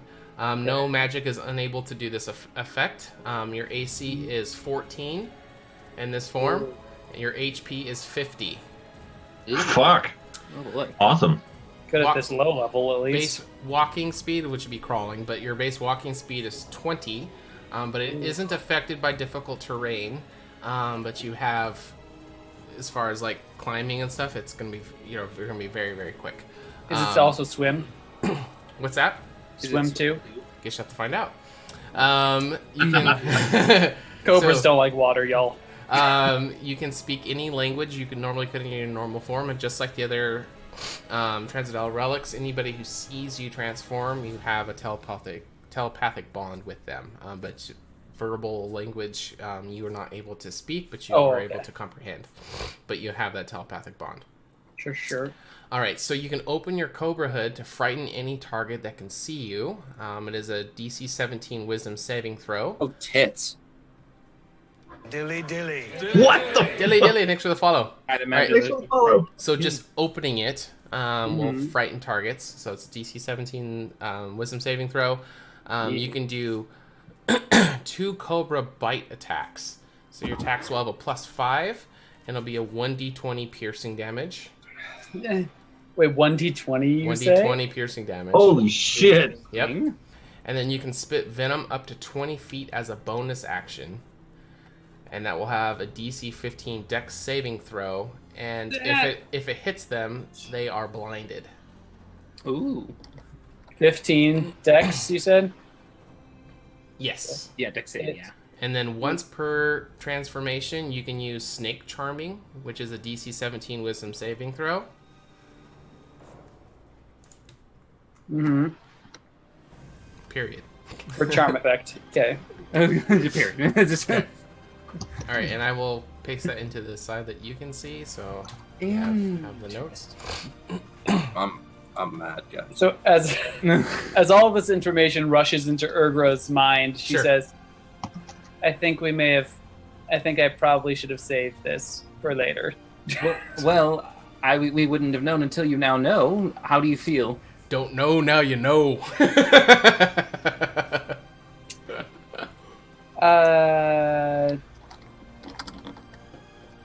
Oh, we got some Flexible? duels going on in the chats. Nice. Yeah, I feel like definitely Thanks, Spaz. We got another sub. a predator. Okay. So Whoa. standing before Whoa, you guys. whoa. Dropping the subs. Wow. Whoa. Awesome. Thanks, buddy. Oh, wow. Oh, we got another one. It's Chris. Thanks for the sub. Slippery Steve. It's I think Dylan is just Dylan, dropping subs. He's just dropping subs, yo. He gifted one to Kayla and Gladiator. I gifted 5 randomly. nice. Nice. Oh, Awesome. okay. Well, let's just get a sub train going. Yeah, right. Yeah. If we get up to 25 subs, Kyle said he was going to do a giveaway. Want to Yep. plug that? Go ahead. Yeah, 25 subs, man. Our first T-shirt giveaway. I'm ready. As soon as we get up there, I don't know what number we're at, but I'm ready for it. It's gonna be fun. I'm excited. Awesome. Like I do like how 3 out of those 5 were fucking either players or content creators. So first of all, fuck you guys. Was it You know, random? already- Yeah, it was completely random. Oh, gotcha. Sorry. Random. Just saying. Cool. Why aren't you all subbed yet? Yeah. Fair point. Yeah, Fair point. guys, why'd you sub yet? All right, cool. So if we get to 25, we're going to do a giveaway for some merch. We love it. Thanks for joining the family, guys. Where were we? Oh, yes. So Yeah, Urgra is consumed with scales, turns into this giant effing cobra. huge cobra. So is she's actually... So is she Cobra? Cobra? Yeah. Cobra. She's an Urgbra. So, just testing out her abilities, she opens the hood. So I'm actually going to need the three of you to make a wisdom saving throw. Fuck. Oh fuck. Level You guys 2. saw her do it. 17. DC 17 saving throw. Jeez. Kurtz is good. You're not scared. Oh damn! I'm so close. Oh, Rin, just barely. Oh. I knew Mick and Wisdom, my second best stat, had a reason. It was for this moment right here. Yeah, so I will definitely doing the back away thing, making sure I'm close to the other guys who probably are going to be freaking the fuck out and pissing their pants. Okay.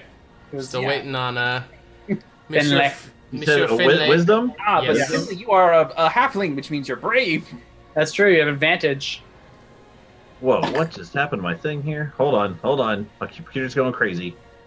It Give me can't a sec. handle the epicness of Finley. The hood just totally broke roll 20 for him. Alright. It's coming. Oh. Wait for it. All right. Oh, I see the dice. So Rin and Finley are going to become frightened of Urgra's presence. Yeah, moving back to the other. Curse is just mad. Just mad. Why He's that like, you're what the fuck? that you're a Nautilus and she's a Cobra? Yeah. I start trying to back away in my sleeping bag like a fucking Like a worm. caterpillar. Like a poopa. Yeah. I'm still feeling that poopa for you. The The poopa is strong with this one. So you're not aware that last hour. It's just going to be after the first hour to wear off, and then it lasts an hour. But I'm just letting you guys know since you're in an RP moment anyway. Yeah. Guys, it's just Urgra. So again, that was AC 14, HP 50, walking 20, but you're not affected by difficult terrain, and you're able to climb like a snake. You say that's just Urgra, and I know it's just Urgra, but still, that is a freaky thing. I feel I have a phobia now of snakes, particularly large snakes. Snakes that could swallow you in one bite. Urgra, do you think you could I eat unhinge Finley? my jaw. Yeah, you see that right there. That you see that? Don't you feel just a little bit on edge with that? Right. Yeah, don't try to eat me. Why was that even a suggestion, Kurtz? That Well, is I'm just- Urgra in there, well, right? what if in the future we have a halfling enemy, and Urgra could just swallow him? Knowledge is power. How long does this form last? I have no idea. You do not? I'm surprised. It seemed we all. Do I know? I don't. Yeah, it's you know what you can know. Yeah, an hour. Sure. Yeah. Whatever. An hour. We'll I just thought we roll all. cool. I thought we all. Yeah, knew these. you might have, and I don't want to contradict Okay. something. So yeah, it's fine. This form lasts for 1 hour. Well, I wouldn't suggest swallowing anything. I don't think you could digest anything fully in an hour. It might be a Oh very. no, snakes only eat like once a week. Yes, I think we should avoid her swallowing anything. Go eat Raylin. Bad idea. No. Let's just guys are boring. calm down. Can you look a little less menacing, Urgra? You kind of need to just back up a bit on the snake venomy look. I will. You know what, Urgra? You are a beautiful, large snake. Don't let this man tell you how to live your life, all right? Elf.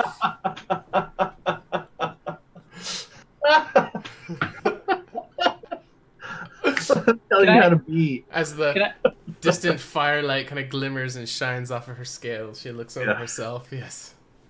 Can I do like a perception check to see like if I can find any like little animal or something like in the woods? Sure, you can go scurry off and try to find something. And Yeah, I'm gonna try and test my new stuff. Okay. You guys can telepathically yell at me. All right. All right, chat. Let us know what kind of woodland creature is Urgra going to run into. I'll turn it over to you guys. You can DM I like over it. here. I'm gonna just kind of peep out of my foreskin bag and just be like, "Is she going?" She, Finley, I feel like this is not the time and place to peek out of your foreskin. You know what, Finley? I'm just saying. I turned into a squid. You turned into a worm. She gets to turn into a giant fucking snake. right. Scary as all. I mean, Urgra is so nice and sweet, and that snake scared the bejesus out of me here. I think you're missing the point. Try to have her eat me. Not really, not cool, man. I mean, all for science, I guess. Sure, but I mean, other things to eat here, Kurt. First thing we see in the chat for woodland creature is what she'll see. If not, I'll just make something up. I'll give you guys a second. A guinea pig. I don't know how to spell it. Guin. Yeah. EA. It's a lot of vowels. Guinea pig. Yeah, right. Yeah, I think that's right. Guinea pig. It looks. I don't know Forest? where guinea pigs live in the wild. So. New In Guinea. the forest. Well, wherever it is, Urgra just happens onto a little. What would you call a group of guinea pigs? A flock. would be fun. I'm sure there's a name for it because we like to make absurd names for herds and shit. We do that in English language. Yes. Someone Google it, 'cause I'm curious. All right. So Yeah, you're I gonna, want to know. so Urgra, as you're slithering A around. terror of guinea pigs. Oh, wait. So It let's is- pop a new it guinea is- pig. It is a herd. It's a herd. A Yes. herd. Oh no, I'm sorry. I've got it. It's a muddle. It's a Oh, muddle. muddle? I like that better. A muddle. So you stumble upon a muddle of guinea pigs who, as you slither up, they're just gonna like completely. Oh, you're gonna head out? All right, Yeah. so they're all gonna just be frozen in their tracks. There's no way a wild guinea pig, is gonna be able to pass a 17 wisdom saving throw. So I want to see the frozen. rolls, Sean. I want to see the rolls. Yeah. I want to see one. Just one. Oh, comes away. I'm doing all 5 of them. Oh, they all failed.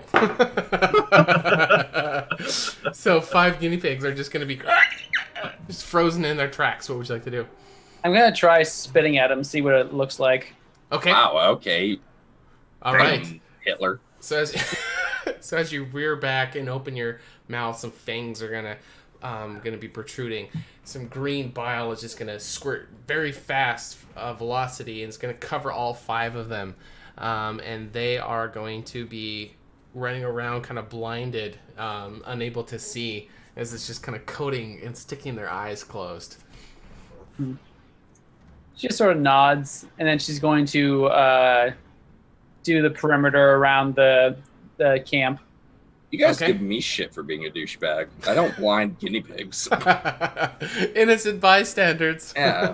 You're supposed to be the Respect heroes. the guinea pig more than a human. It'll wear off unless it doesn't. Permablind guinea pigs. Well, don't forget, Erga, the effects that you do on these guinea pigs will only be semi-permanent. I'm aware, and she's just The constantly doing buzzkill of the perimeters. group.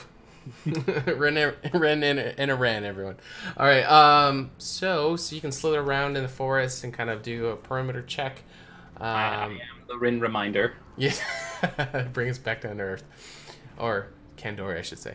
And so as you're slithering around, it doesn't seem like there is any kind of threats or anything lurking in the woods.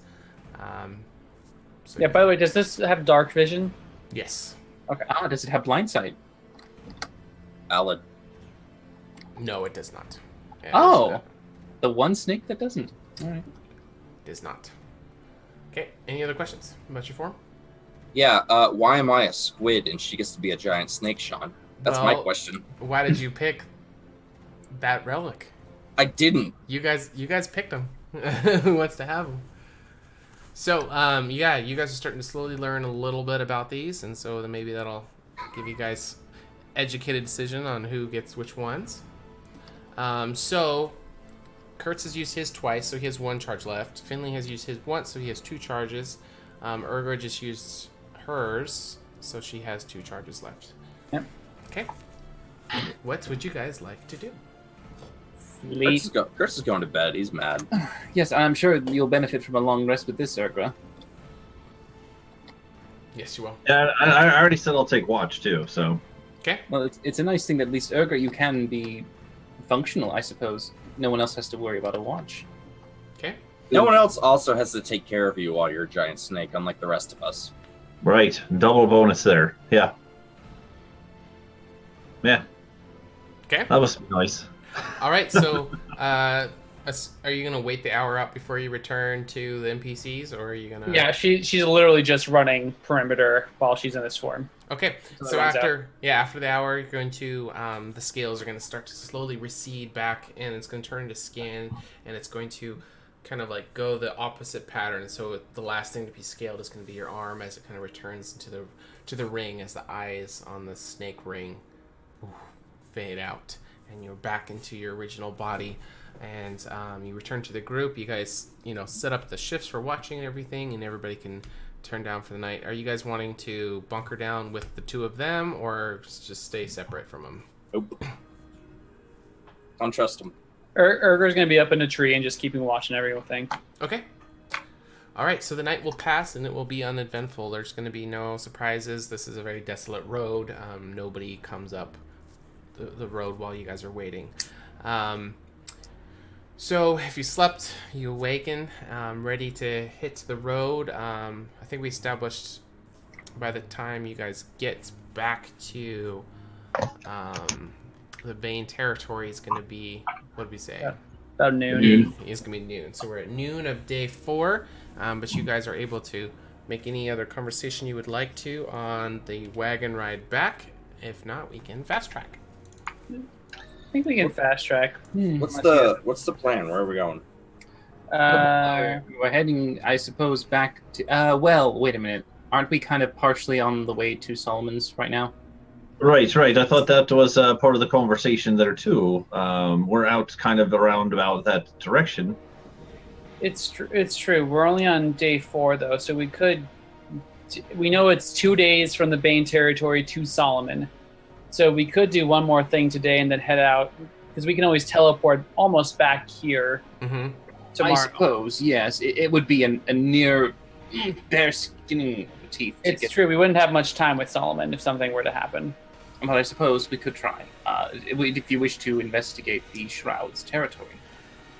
Now that I think about it, it's just with how things have been going, it's possible we need to rescue Solomon from something. And so, just in case we need time for that, I wouldn't mind doing Solomon. And we have the map pulled up, DM. Where have we figured he is on this? All right, let me pull up because we had that conversation on the way. Oops, sorry guys, I just covered everyone's faces. Oh. All right, and it might do it again. Nope. All right, so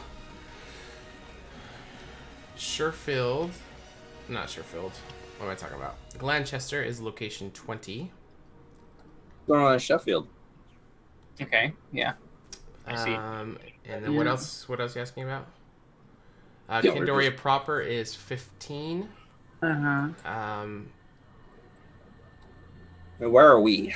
Well, we're in like 21, aren't we? Or we went up to 16 or 22. Where do we go? Valkenheim is 24. Okay. And I guess because we're at the mountain of wherever the grave is. Is it like pretty much right next to Valkenheim? So Mount Batoon would be 16.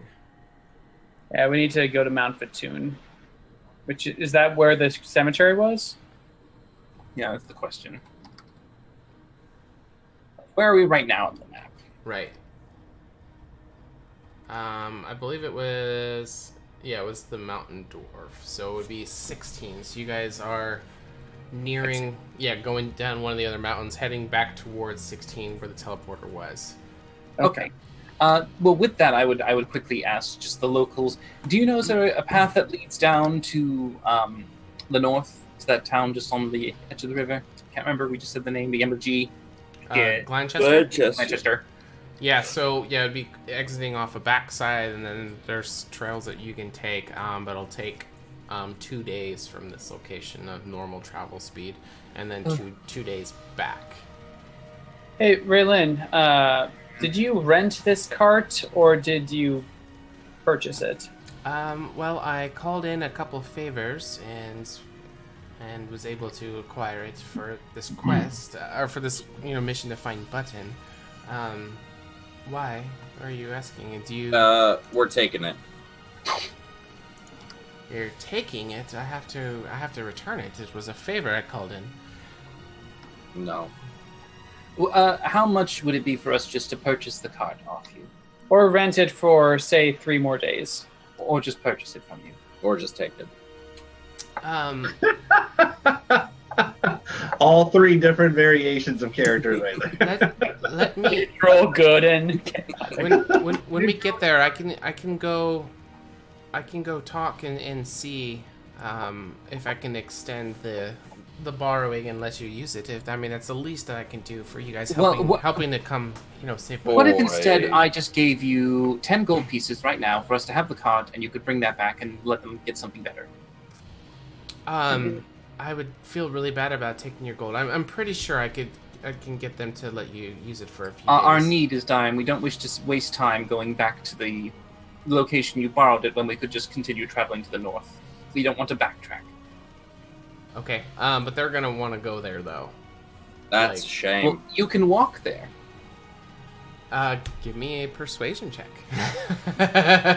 to the cheetah who was just kidnapped. Just trust me, you're strong enough. You can do this.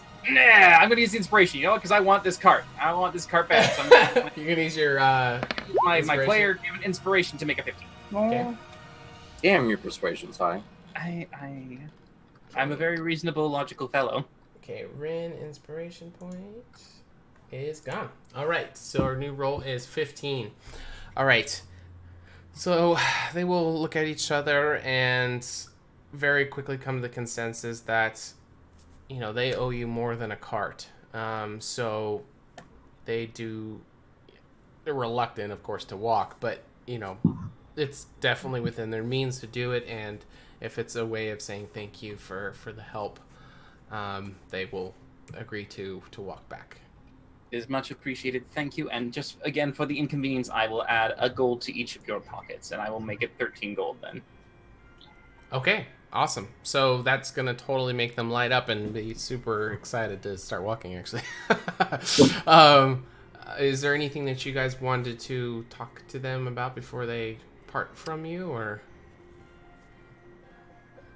I can't think of anything that would really even make an impact, considering they'll forget anything about us. Are there any questions that we forgot to ask? I don't think so. I've been getting not much of what I was hoping for from these 2 characters. I think Button's just a spy. I think this is all bullshit. Did you say that, or are you table talking? Table talk for now, but I mean... I was going to say, roll initiative. No, I'm just kidding. Also, I think you're a fucking spy, Button. Yeah. What are you going to do about it? Level 20 assassin! Yeah, oh, yeah, there he comes out. Now let's just be on our way. Okay. So they will take the gold, and they will, repeatedly thank you for everything you guys did. She will say she will be sure to spread the word, that you guys are fantastic adventurers, blah, blah, blah. And Far and wide. Don't what's bother. that? Yeah. But they don't know the time thing. So they'll make that promise, and then they will make their way back to the Bane area, and you guys can... the driver, he's gonna go back with them, actually. So one of you guys are gonna have to drive the cart. Who wants to do that? Don't look at me. I'll drive it. Yeah, Kurt's Gladskin. Okay. All right, Kurtz, you grew up on farm. You know horses inside and out. Just give me one, instead of a repeated one, just give me one animal handling check, just to see how rusty you are. I will inspire him, be like, hey, just like riding a horse? Yeah, right. Well, even though he's technically steering a wagon, not riding the horse, either way. Don't mess with my inspiration, Ren. I don't know why it rolled twice, but I'll roll that D6. Yeah. Okay. We'll use the first one, so it was a 13. Yay. Well, 18. There we go. All right. You're used to using horses, and you... Yeah, I own a farm. Yeah, no problem at all. You just grab the reins and they start going off as you guys part ways with the NPCs. All right. So you guys are heading towards... That's a long trek. All right. Sure. So going in a wagon, you guys are not going to have to stop and rest. just gonna help. Well, them's power horses. I'll tell you that right there. Well, the horses, but I mean, you guys aren't gonna be fatigued from the travel because you're Just keep pumping good berries into them. that's what Urger will be doing. That. Good berries. But I mean, just because there's probably no grass everywhere we go, you never know what you're gonna find. These aren't oxen. They Shove 'em in can't eat anything. Yeah. All right, so you are heading to Glanchester. All right, so if it takes about 2 days on foot, it would probably take about a day and a half in the wagon. So, Right. So just as we're traveling here, just to make some small talk. So what this is the end of the week here, everyone. Right. Well, not we quite, have technically. it'd be start of day 6. It'd We're be getting first there. thing in the morning of day 6 when you get there. We're getting Or Is it? Oh. If you're noon of day 4, when you guys get there, yeah, because we started at day noon and a day half. 4. Yeah, so it'd be Okay. first thing day 6 when you get there. Right. So really, all I wanted to say was, as we're traveling along the way and making camps and riding horses and getting in carriages and whatever, just a plan of a coordination here. We know we want to find this guy. Maybe just prepare some questions just to make it straightforward here in terms of information. We know about the little goobly beeps, the little thing that goes around the head, right? The little stones there. That he actually created them, right? Indeed, yes. And he crafted them. A rocket, or a meteor, meteor, same thing. A meteor that fell from the sky. Them space things. The Right, fucking right. horsemen are aliens. Space rocks. Alien. Oh man, we should make a meme with that guy. Anyway, so yeah, maybe it's a course of action here. So we're not going on there not prepared. I mean, we have some time to talk about it here. That'll give me time to Questions to ask, thoughts. Do you think maybe we can ask him about these? I mean, if he's a master crafter of these ion stones or whatever stones you want to call them here, maybe perhaps we can ask him, and I'll put my foot up and I'll show them the ladybug anklet. Do you think maybe he might know about these, perhaps, or how they work, or if there's more of them, or Well, anything? it could never hurt to ask, I suppose. Sure. I think I'd be more interested if you knew about your orbs or Kurtz's tablet. We're not talking about the tablet. Why? Well, last time I told someone in a position of power about my tablet, I got blasted in the face with magic. That was Yes, well, you only have a Tavaria. day to worry about that, so it shouldn't be too much of a problem. And you say that- You say that. You say Well, that. we could always put that towards the end. Kind of give it a feeler first. Don't walk into the guy's house and be like, hey, how do you know about these things? Maybe save that for the back end. We'll start maybe with the stone, right? Maybe talk about the relics that we have with the snake and the ladybug, right? Maybe if we get a good vibe, I'll ask about orbs, and if we're feeling comfy, we'll ask about tablets. So maybe have a little bit of a structure here to the conversation. I mean, I'd be interested in learning more about Alendra's history as well as Okay. Tavaria. All right. Is Yeah, anyone great taking story. notes? Here, I'll do it, and I'll pull up my pen and quill and parchment. Do you expect him to be difficult or resistant? Oh, we were supposed to get pie. Shit. What? That was the one thing that Nyland told me about him, that he likes pie. Oh, well, Well, this is a town. I mean, perhaps they have pies here. That's Possibly. true. Possibly. It's probably tried all the pie. No, but here. hey, no, Ergra, good note. Okay. Pie is on the list. All right, I'm writing it down. I mean, Do we just get a whole plethora of pies, right? Just A pie plate, a pie platter. Google it. A What do you pie- call a a group plate? of Yeah. pies? pie plate, a plethora plate. Yeah, right. Okay, pie It's a plethora. congress. Yeah. pile of pies. I like plethora. Plethora pie plate. All right. Plethora. It's got to be a P word. Plethora of pie. Okay. I would like some pie right now. Or we could just say it's endless pie. All right. So I got stones. Right. I got stones on here. What was next on the list? The transcend crocodile things. Okay. I would say we ask. Well, obviously, it's going to depend on how he reacts to the sister stones, but I think maybe Alundra and Tavaria and their sort of relationship and where he stands, because if depending on who he favors more, either Tavaria's side or if he still is loyal to Alundra, that may sort of shape what we want to share with him. What if we just show him the crystal? I don't think we barely know what that thing is. Exactly. Hence showing someone. in the scheme of things, it cannot be a bad thing if we trust him. Yeah, Alundra did say that we don't want to lose this thing. I suppose, yes, we will. I'm not inclined to show it to really anyone unless it's basically handing them our lives. I could always try to make a replica. If this guy's a magical engineer, basically, like who else are we going to ask about? It's an idea. We shouldn't trust Alundra. She hasn't been straight with us this entire time. As much as we know, we're fighting her as much as we're fighting the Horsemen. We basically got plucked out of our own lives, out of our own timelines to do this quest. Like, do you honestly believe that Alundra is your enemy versus Tivaria?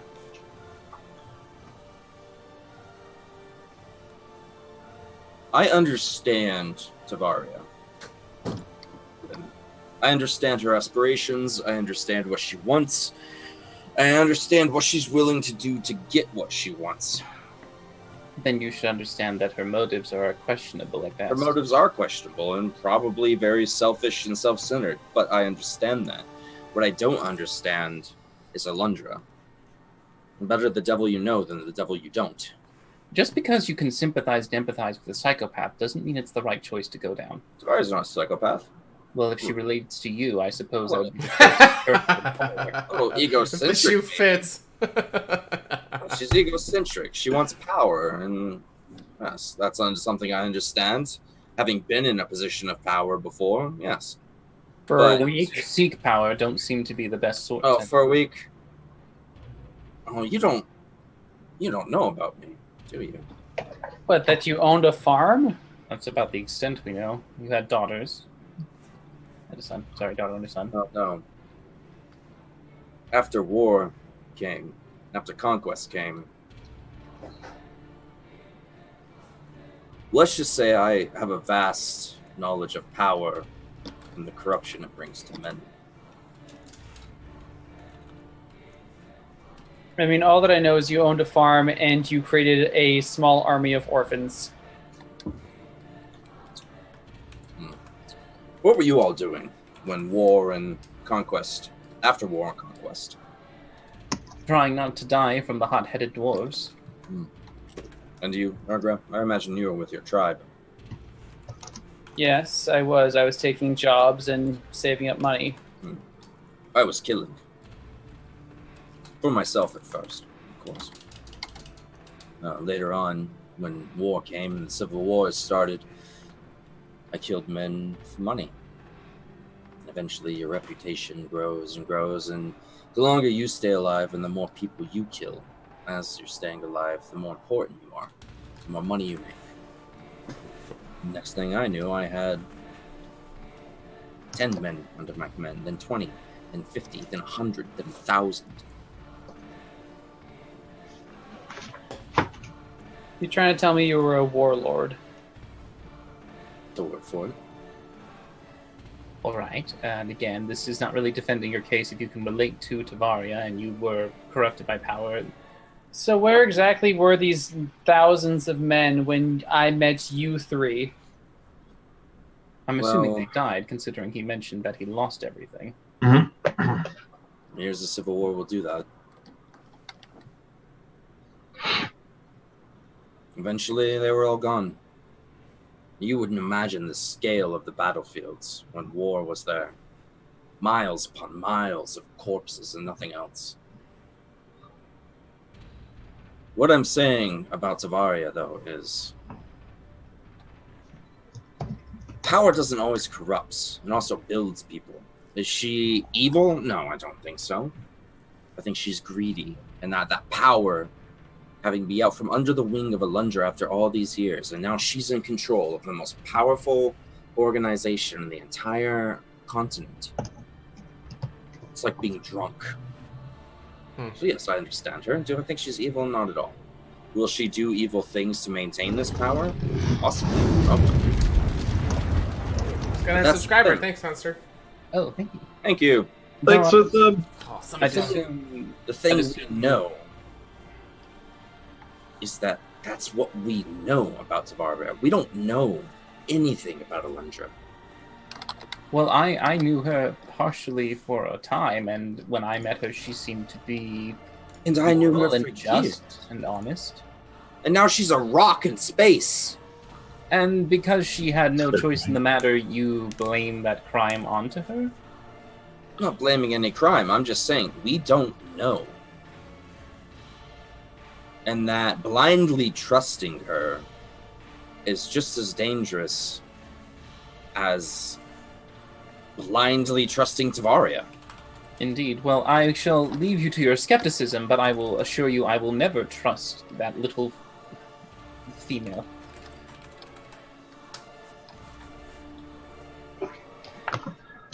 You're welcome to do what you want. I'm just saying. We don't know what we're doing here. That's why we're trying to find out as much as we can.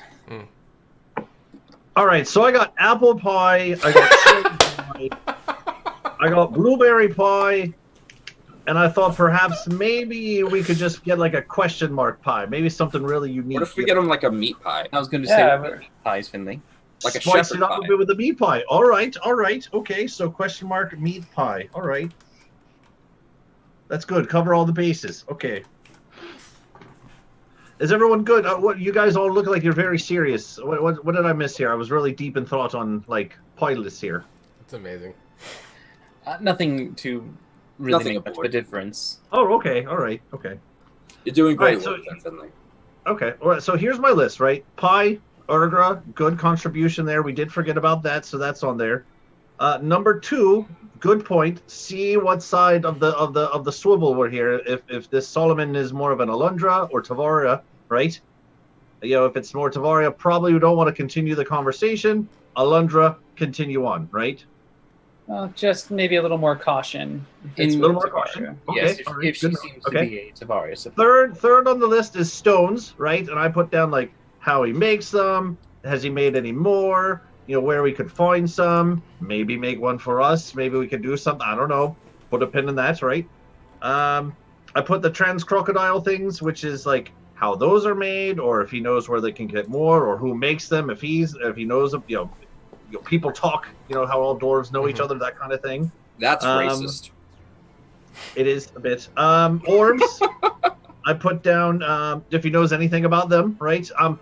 Speaking of being cautious, when it comes to the orbs and the tablets, we don't necessarily need to show them, right? We could just say we've heard of these things. Not unless you you know, trust him, no. Right. You know, origin of orbs, or where perhaps he's heard of some more, where we could find orbs or tablet. I think the orbs and the tablets kind of the same line of conversation. You know, origin, history, know where to find more. You know, that kind of thing. So that sounded about right. Did I miss anything on the list here? Yeah, and possibly, I mean, if I don't know if this is a thing, but if he's an engineer, maybe he can sort of, if we agree to show him, like, say, your orbs, if they have sort of an energy signature, like I know that they had some sort of holy sort of aura around them, maybe he could invent something to help us find more of them. I like that. All right. I thought he was just a craftsman.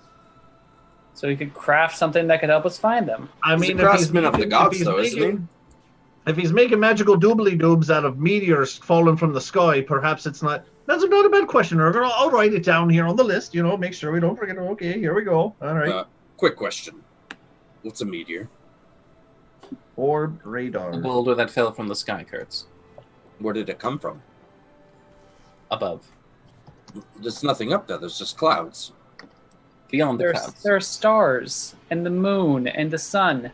Well, everyone knows that the stars are just the tears of the gods and goddesses as they birthed the universe into existence. Right. And a meteor was Alishar's kidney stone. That makes sense. The first that thing I fits thought in. of No, was that's- Pumbaa with you. Everything's gas. Again, we could always ask the origin. You know, maybe perhaps he knows a little bit more. So, all right, I feel a little bit more confident about, you know, just walking in there and saying, hey, you know, we're the worst. Warriors Oath here. Have some questions for you. And, you know, having a plan of attack. feeling it out. Yeah. Feel that I this mean, guy might be worst comes to important worst, we kill him. always on the table. We'll put that the last step here. That's like Plan D. Yeah, right. Yep. Love it. Okay. So, First things first. Let's find some parties here. Well, I mean, you see, have we reached the town? Oh, Jackie redeemed Kurt's innate health potion. Hey! Looks like she got enough points saved up. Atta girl. Thanks, Jackie.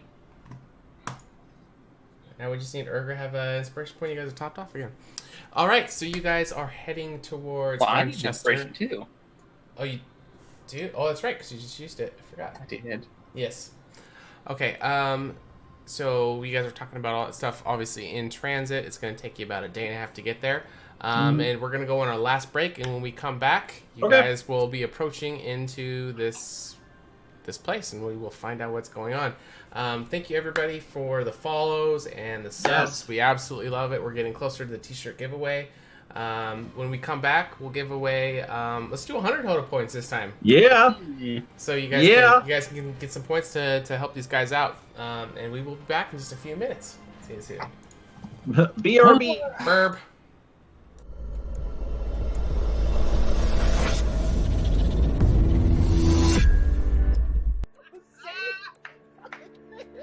The dice are telling me it's a 20. We're sticking with it. Okay, just go. I'm gonna go over here because I'm gonna film this shit.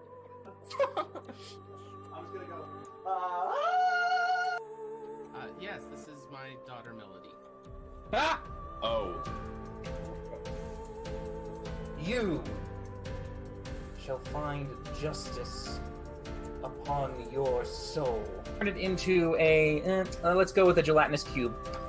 Okay. And I'll let it just go ahead and sit there and start dissolving the place up. Yeah, we're on our phones.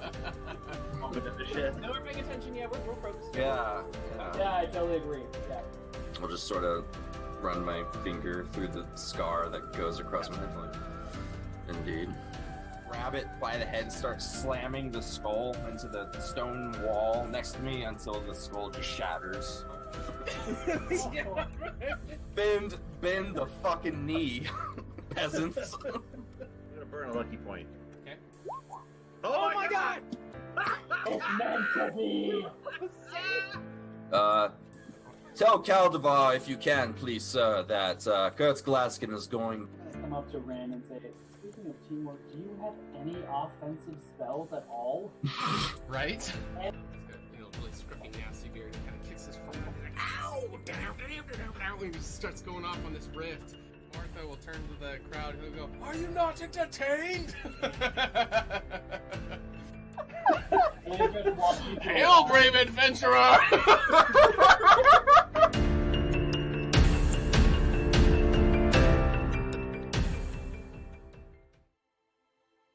Hello there, everyone's favourite halfling bard, Finley Shenanigan here. Being the soulful adventurer that I am, and known for telling a tale or two, pull up a stool to grab a pint as I tell you a story about my favourite hero, me. In my years of travelling, I met people of all walks and cultures. Although the horsemen coming didn't affect me directly, I saw the toll they left behind. The destruction and devastation these villainous beings left in their wake sparked something within me. How was I, Finley Shenanigan, to become the greatest, most legendary bard that Candoria had ever seen, if no one was around to behold my glory? More importantly, where is Alundra? When will she be back? And what will she be wearing? Hopefully something revealing. Anywho, setting on my journey, I shared my glamour with those who had never witnessed such pure, unadulterated excellence before. My legacy was to replace their despair and unite the people for the war yet to come. In the end of the day, everyone can be a hero. Everyone has a little adventure inside of them. And if you don't, would you like one? Ah, salutations. I am Rin Enoran, historian of Candoria, renowned problem solver, an elf of esteemed conscience. When I became of age, I set out as a Renar and departed from my home of Othalos to the city of Egoras to study the arcane arts. With some difficulties, I was able to teach myself while working as a scribe in the library of Alashar. There, I produced a masterpiece of Candoria's history and its secrets. my manifesto, the true record of our world. However, even my aspirations dwindled when Alundra's guidance vanished, followed by the devastation from the horseman's wake. Despite all the wounds we have suffered, I shall never let our existence be forgotten, for I believe our best hope lies with our knowledge and story made eternal.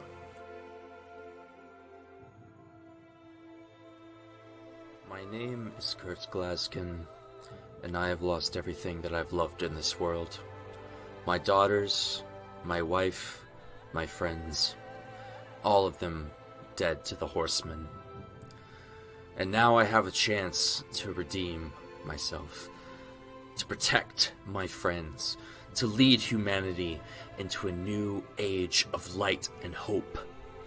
Alundra abandoned us, the goddesses abandoned us, and left us with these monsters.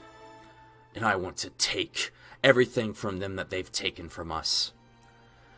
I live in a world of blood and hatred and violence, and so I will become that violence. I will be that hatred, and I will be exactly what we need, a sword against the darkness.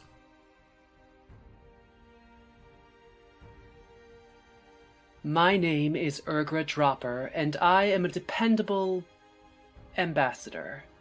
I was the only half-breed in my mother's tribe of orcs where the threat of being eaten constantly hung over my head. And yet, those were some of the happiest times of my life compared to my time with the Revenant. I was 12 when I first picked up a bow and started hunting, and I quickly found that people make the most interesting prey and often deserve an arrow in the head far more than most monsters. Magic and even the Three Sisters were always something weird and sinister to me.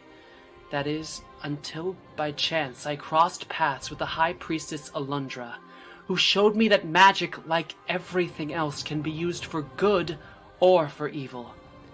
And that's what I'll keep on repeating to myself every time one of those stuck-up magical morons say something that makes me want to cut out their tongues. The following program features adults using adult language.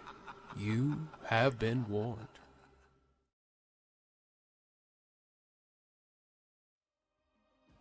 Show? Yeah. How come I died? All right, and we are back. And Okay, we're back. And we have, what do we say, 100 points to give away? Yeah. Make it 1,000, Sean. Yeah, you wish. I just spent $25. Let's make it 1,000. Just spin. I'll do 600. How about that? All right, that's fair. All right, everyone gets 600 because Dylan is being so generous. You know what? I like it. 700.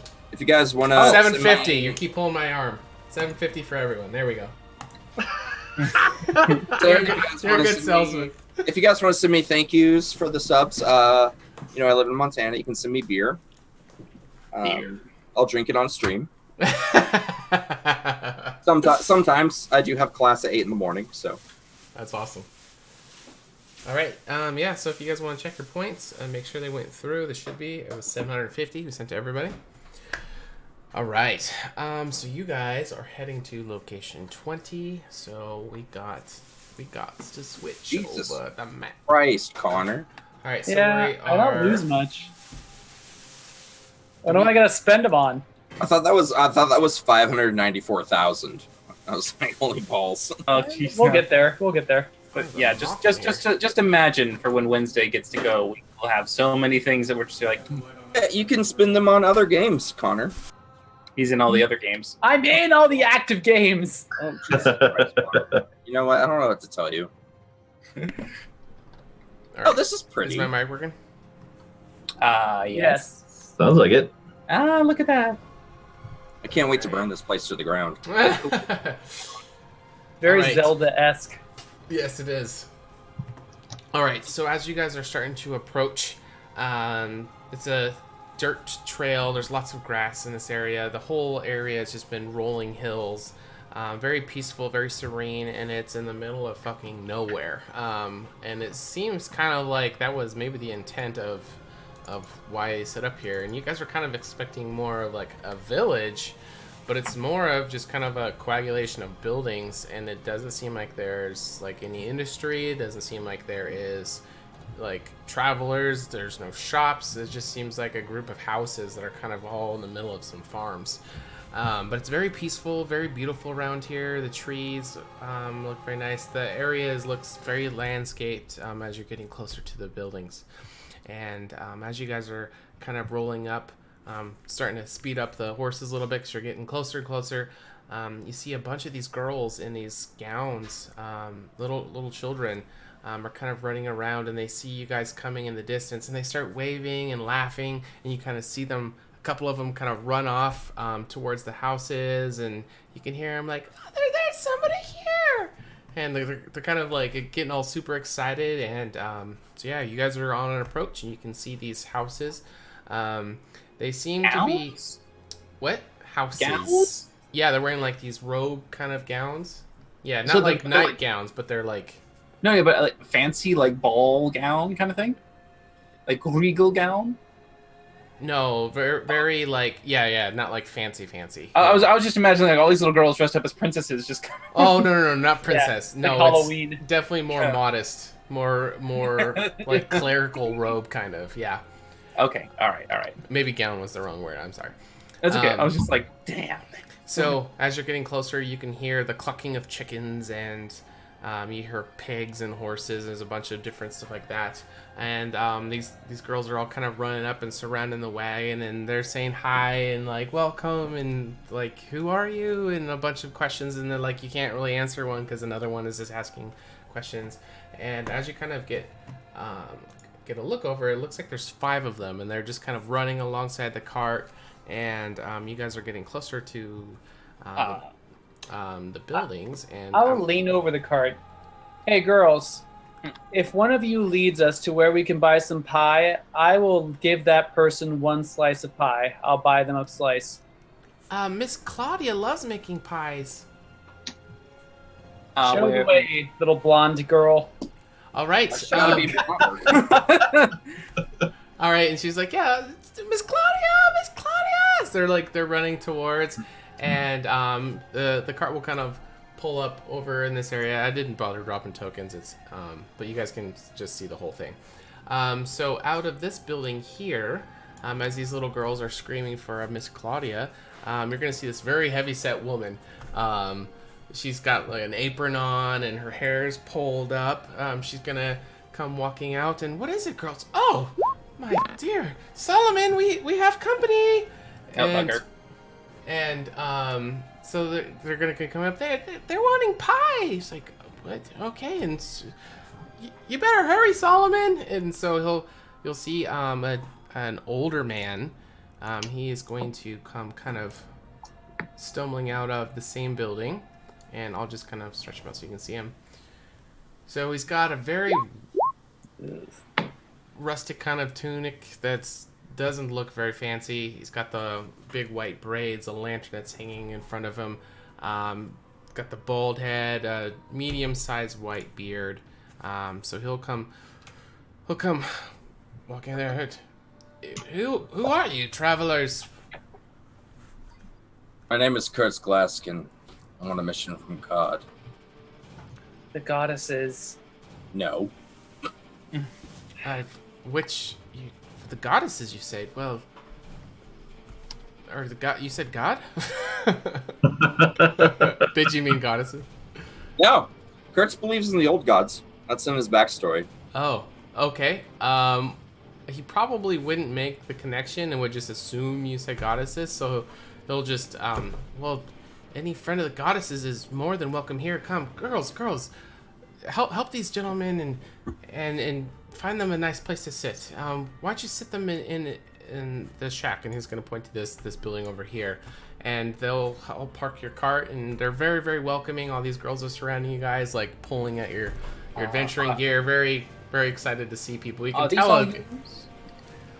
Oh heavens, no! No, please come sit. We don't get visitors ever, so excuse our, pleasantries. Does somebody saying you guys wanted pie?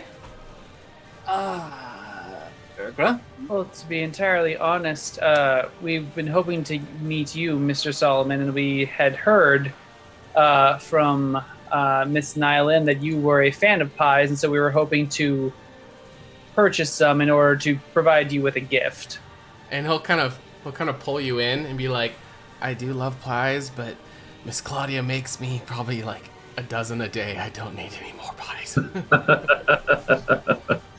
Well, now we know. Perhaps there's a flavor of pie that you haven't had in a while that she is unable to produce. Yes, rhubarb pie. That's my favorite, but she doesn't like rhubarb and she never makes it. Oh, I can make you the rhubarb pie for you. The fuck's a rhubarb? You're a farmer. I grow corn. He's an American farmer. He knows nothing. Looks like Sonic bought Ergra an inspiration point. Hey, Hey, thanks, nice. Sonic. While this is going on, Kurtz is going to be like playing a game with the kids. He's going to like give them a rock. He's like, all right, whoever can throw this rock the farthest is going to get a surprise. The same rock? You want them all to throw the same rock? Yeah. Okay. Yeah, they're super excited to see like somebody different than the two adults who are in this little tiny village. Okay, yeah, they're all gathering up, and one of them will grab it and say, Evelyn, why do you get to go first? Because I'm the biggest. And she'll just chuck it. Okay, and you want to like keep going with it or what? Yeah, just like I'll let all the little kids have a turn, Okay. and then like figure out which one threw it the farthest. Yeah, it'd be probably the biggest one, Evelyn. Yeah. All right, I'm gonna give her 60 gold pieces. What? Holy. Okay. And as you hand her the gold pieces, she'll be kind of looking at them like, these are really shiny. Thanks, mister. You know what? I bet if you show those to your parents, they're gonna give you an extra helping of dessert tonight. What are they? They're very special. Trust me. Oh, thank you. And you'll see, like, some of the other girls will kind of run up and try to snatch it from her. She's like, no, they're mine. I earned it. And she'll kind of, like, run off, and they'll kind of chase her. And Solomon will be kind of, like, ushering you to that hut. And kind of be, come on in. Welcome. Are there any other families that live here? Are those girls their daughters? Are you asking him? Yes. Oh. I guess, yeah, this may seem a bit strange, and he'll kind of seat you guys all in there and, make sure you guys are all comfortable and everything. Yeah, so these youngsters are brought to me to get some training before the priestess program because they're not quite old enough yet. Oh, I see. So Yes. you are a center for the temple. Yes, we kind of... I have a long standing in the temple, and some of the best priestesses to go through the program have been trained by myself because I have such, I have a history with head priestesses. And so, yeah, they range from gifted youngsters to orphans, runaways, and some are even sent by their parents to get a head start before they send them into the priestess program at the temple. Interesting. And Yes, child labor, the cheapest of all slavery. They're well taken care of. We have a full farm that Miss Claudia and I take care of, and they're fed, and we get donations from the temple, and some of the children are sponsored. Jackie bought Rin an inspiration point. Hey! Nice. Thank you, Jackie. Nice, thanks, Jack. Rin, bam. You guys are topped off. What was I saying? Oh yeah, so they get funding and stuff, so that kind of pays for everything, and that's what they use to take care of the children. And Solomon will explain that he teaches them a bunch of instruction, a bunch of the rules and stuff that they would learn in the priestess program, so they have a head start. It's kind of like a private school, kind of, but it's not general education. It's definitely completely based in religious studies. Do you teach them anything of use? Well, they're destined to attend the priestess program, so we set them up for success, and they learn many other skills while they, are going through the training at the temple. So we just Economics. yes, and we just give them a head start to where they understand the history and everything of the temple, and we have a very high success rate for graduating priestesses that come from our farm here. Interesting. Where is Alundra? Alundra, I haven't seen her for quite some time, but oh, do I miss her. She will always hold a dear place in my heart. I noticed since she was just a little tyke. Inside check? Oh, there it goes. The pure joy that you see in his eyes about Alundra would make you definitely think that he would be telling the truth about this. So you view Alundra in a positive manner, you'd say, so.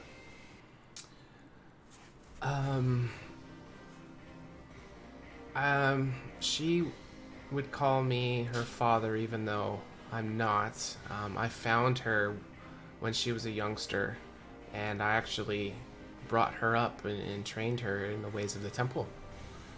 Where did you find her? She was alone in the woods, crying by herself. What woods? And he'll kind of just point off in a direction towards some woods. How many miles nearby. from here? Local.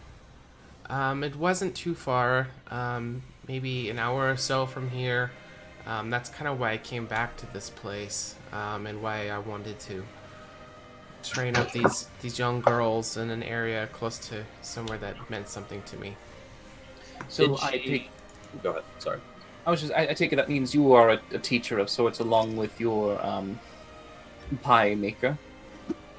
Yeah, Miss Claudia just helps take care and raise the children while I give them all of the instruction that they need. So there are no other adults here then besides you two? Nope, it is just us. And we not that no one is welcome, but we don't go out of our way to have any other secular influences on the girls. We welcome anybody who comes, but we don't invite anyone here, particularly just because we try to keep them focused on learning what they need to learn before they are reintroduced back into society. Did Alundra have the eyes when you found her? Yes, she's always had glowing eyes. Yep, the white eyes, yep. And you've never seen anyone else? Well, there are the head priestesses of the past who had them. That's what made me so interested in her when I found her. And is one of the reasons why Esmeralda also took an interest in her as well. Who? Esmeralda used to be the oldest living priestess in the temple, but she died some years ago. Mm. And you said all of the previous priestesses, the head priestesses had glowing white eyes. Did they have them their whole lifetimes, or only when they received the mantle of head priestess? No, they all had them their entire lives. So it's kind of been a signature of head priestesses, of having the white eyes. Do you guys know much about Alundra? She and my wife were good friends. How much do you know about her past? How much do I know about her past, Sean? Actually, not a lot of things that this guy seems like he's hinting at. Like, you maybe have some random stories about this or that, but it's not really something she really talked about too much. At least to Kurtz. Right. Yeah. Not as much as we'd like. Well, I guess starting at the beginning would be the best place. It's a decent place to start. I thought it was a very good place to start. Yeah, sure. Yeah. Okay. One day I came upon a small child who was alone, and she had the glowing white eyes, and the only people who had ever been found in the past to have eyes like this were head priestesses of old. and we haven't had one for quite some time. So I brought her back with me, and I began to care for her over the years. And this was before I had, explains like all the girls that are here, like he hasn't always done this, but he's started up recently in kind of remembrance of it. And I cared for her over the years and taught her about the meteorite that I was tasked to process, and she immediately felt drawn to it. Who tasked you to carve the meteorite? Well, in the temple, nobody really knew anything to do with it. When they found it in a field, it was in a huge crater, and there was red, blue, and green colored precious gems that were lodged within the meteor. And for some reason, they chose me to come look at it, and I immediately came to the conclusion that it was from the goddesses because of the specific colors that were in it. So me expressing general interest in it, I volunteered to study it, and over the time of studying it, I figured I could harvest these materials and refine them into usable precious gemstones. And you'll see him kind of reach into his cloak, and he will pull out a white one, and it'll start to orbit around his head. A white one. Mm-hmm. Wait, how long till we kill this guy, guys, for this white stone?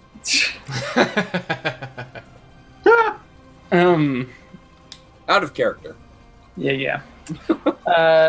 We actually have come across one of these sister stones, but this, our friend Finley here. Oh, we haven't made introductions. I totally forgot that. I'm sorry. I'm sure you guys would have done the pleasantries. Yeah. Finley has one of the green ones for. I'm totally blanking on that goddess's name. Salvadine? Salvadine. Sure. Okay. Are you gonna pull it out, Finley, or not? That is the wrong thing to ask, Finley. Yeah, isn't it like? Are you gonna whip it out? Butt? Like... I think you did whip it out before you even asked. Hibbity bobbity boop. Okay. And you'll see him get really excited about it. He'll go over and look at it. Oh, yes. All the sister stones that you see, I actually harvest from the meteorite many years ago. So, what does this white stone signify, as it's not a traditional color of one of the goddesses? It is quite an interesting story, and it actually has to do with Alundra. So when I taught her about the meteorite and the stone over the years, I started making the stones, and Alundra was always drawn to the meteorite. And oftentimes when she was supposed to be studying, I'd find her praying at the meteorite, and it was very odd. But she told me one day while she was praying, she said she heard this sister's voice asking her to find a way to unify the different stones, but she had no idea how to do this. But you apparently did. To unify the stones? Yes, that's what she said that the goddesses told her while she's praying at the meteor. Religion check. Okay, what exactly is... You rolled really high. What specifically are you trying to check? I want to know, just with all the teachings that Kurtz knows about the goddesses, since they're all very... they're all sisters, but, all their teachings are very diverse. If unification is even something that has even been, mentioned ever in the history of this faith. It wasn't a foreign thing, but the first person to actually preach unification was Alundra.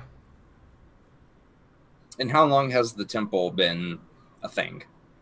A long time, but it's... millennia, centuries? Yeah, hundreds, maybe 1,000 years. But it's never been super big.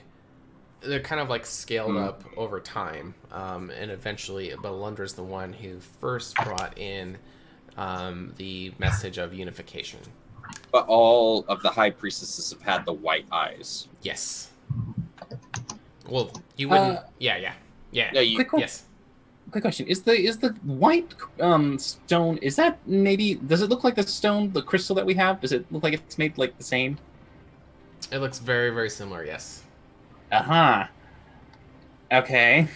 Kurtz locks the door. I'll just randomly get up from the table and Are you gonna be like nonchalant about it, or are you gonna just be like dead like? I'm gonna be nonchalant about him. Okay. Give me a sleight of hand check just to see. Yeah. just to see. All right. Evan. You think you're sneaky as fuck, but just, I don't think just let it. Kurt's thinks he's I think I'm Kurt's- just kidding. no. Yeah, I'm just Hurts kidding. and subtly, yeah. He's So you're getting it done. expecting it to be quiet, but it's like chiclunk, Just like the whole door bar, like.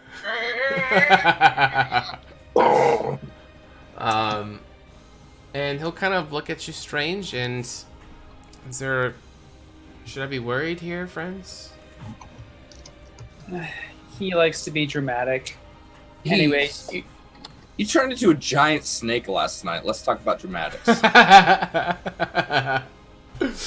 He just is a little cautious. Okay. Are these things alarming to you? Bells are ringing, I would say. Just show him. I don't have it, Finley. Urgra, just show him. Urga, whoever has it, someone had it. right, and Urga will take out the crystal that was given to us by Alundra in the vortex.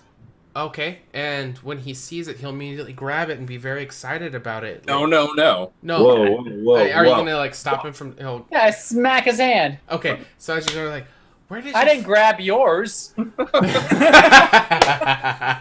I wanted to, but I didn't. No, bad priest. Bad Oh, llama. I haven't seen this since Alundra was a small child. Wait, I'm sorry. You know this crystal exactly. Yes, I do. What if I told you? What is it? It's an ancient religious relic that was always been a part of the temple, and Esmeralda actually gave it to Alundra, and that's part of what made this stone. And he'll point up to the white stone floating around his head. It's so that piece that you have is a piece of this. Can I examine it to see if like it looks like a piece of our stone is missing? Oh no! Oh. So it. Interesting. Okay, go ahead and say what you're saying, and then I'll figure out a way to say it again. Yeah, I just wanted to see seeing what his stone looks like and what our crystal looks like. Does it look like a piece of our crystal is missing? No. Okay, so the Alundra crystal is blue. It's like a light blue. It's got a gold band around it. It's definitely a completely different material. Okay. The white stone is it's separate, and it's not the same color as the sister stones either. Okay. Could you tell us exactly? Does this particular stone and your stone, do they have properties of some special power or anything?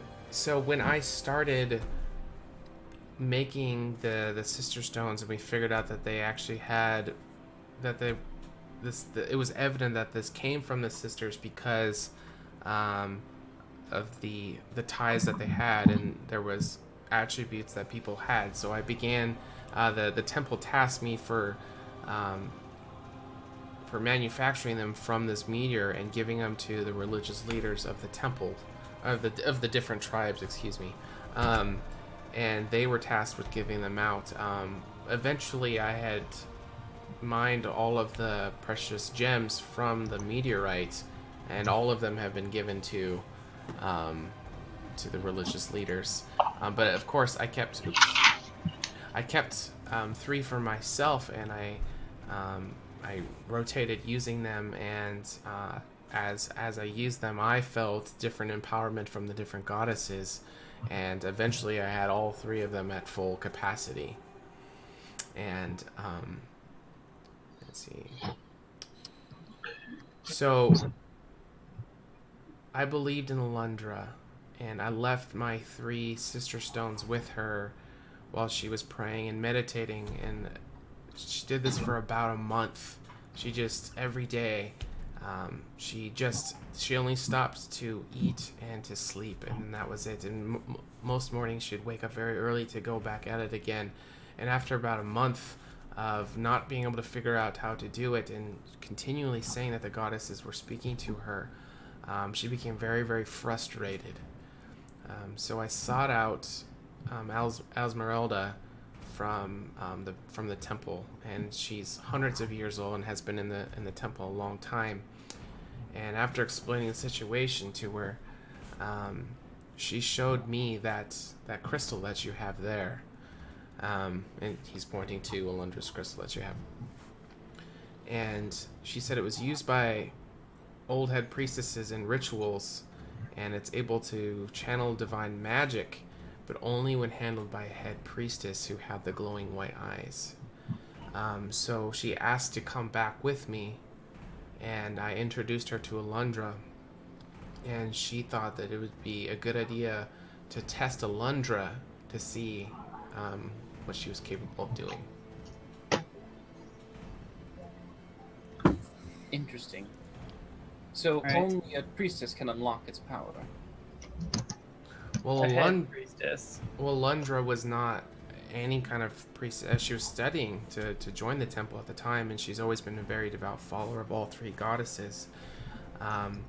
When she presented the crystal to Alundra and gave a short blessing over her, Esmeralda did to Alundra, Alundra took my 3 sister stones that I had been using over the years, and she took the crystal, and as she began praying over it, the 3 stones started spinning around this crystal, and they began spinning faster and faster and faster until it created a blurry, colorful halo around it. And the glowing intensified brighter and brighter until it became a bright white light. And then the rotation slowed, revealing just a single white stone that was revolving around the crystal. And then she gave it to me. I'm gonna lean in to Ren. I think we need that stone. I'd like to identify. Don't mind. Could I touch it and examine it for a moment? You can look at, like, he's not gonna want you to touch it, just like you didn't want him to touch, your stone. I only just need to touch. I don't need to hold it. I just have to hold a finger upon it. Would that be all right?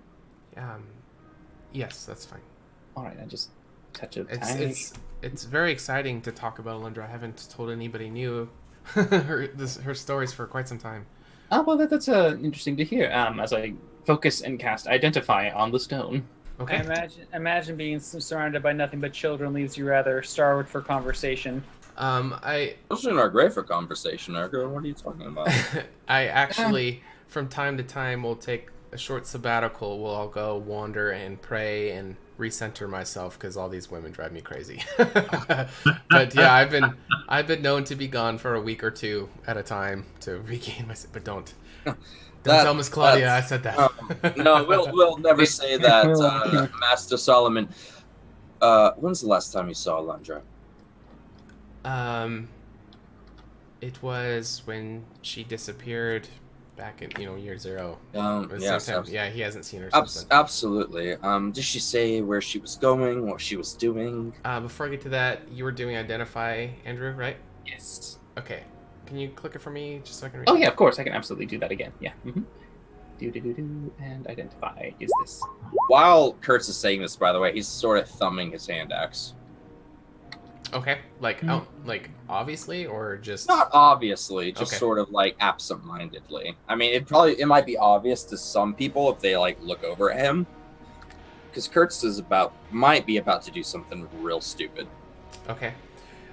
So as you are studying at Ren, you realize that the stones must be attuned to somebody, and once they are attuned to somebody can't take it, right? So that's something I think you knew earlier. And there are definitely So since you got kind of familiar with Finley's Savadine stone, the green one, you can kind of feel traces of that stone in this stone, but there seems to be other parts that are mixed within it as well. But as far as exact properties, you're actually not able to tell what it possesses. I do hate things sometimes, but all right. Well, it's a powerful object. It's very, very powerful. I was curious. Did Alundra, was she responsible for fusing the three into one? Yes. And as Esmeralda saw her doing this, immediately started claiming that this was a sign from the goddesses that we had our next high priestess, and took her from me actually, and immediately brought her to the temple, and that's when she began her training to become the head priestess, and that's where her reign started. Indeed. Master Solomon, might I ask a favor? Could you recall, to the best of your ability, those who you've gifted the stones to, or to who the stones have been either granted or sent as gifts, or even just bribed to? Any. As I made them, I actually gave them to the temple, and they gave them out to the specific tribal religious leaders. I see. So, and but that's specifically when religious leaders. Yes. Interesting. So, all of them would have been recorded or in their possessions at the time.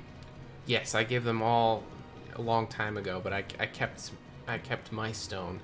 But I know that because there was so few of them, that they started. How many were there?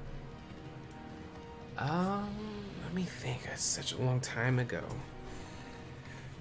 Not all of the gems, the precious gems that came off the meteorite were pure enough. So there was a lot of them that I tried to process that didn't work and were ended up discarded. I would say a few dozen of each. A few dozen of each. Of each color, yes, of the red, the blue, and the green. Right, so if those were all united, you would have 12 white stones? Several dozen of each color. Well, the only person who's ever united the stones was Alundra, and she only did the one. And that's my Indeed. stone. Indeed. It's just a curious question, that's all. Solomon, Yes. you get a lot of children through here, don't you? Yes. We get lots of young girls coming through here for training. Always young girls. Yes. In the past few years, and Kurtz will sort of grip the axe now. You see two aged 6 and 9, half elf, dark skin. Let me think. I see a lot of priestesses, and is there a particular reason why you're asking this? Just curiosity. I don't see many half elves through here, and Kurtz is actually like gripping. He's not gripping the handle; he's gripping the blade of the axe, and blood just slowly starts to like drip onto the ground. They never came here to my farm, but I do recall seeing them sometime. I don't remember where, but it was at some temple gathering. Two dark. Very hard. Yes, I have seen two darker skinned half elves, young girls who were in the priestess's program. Where?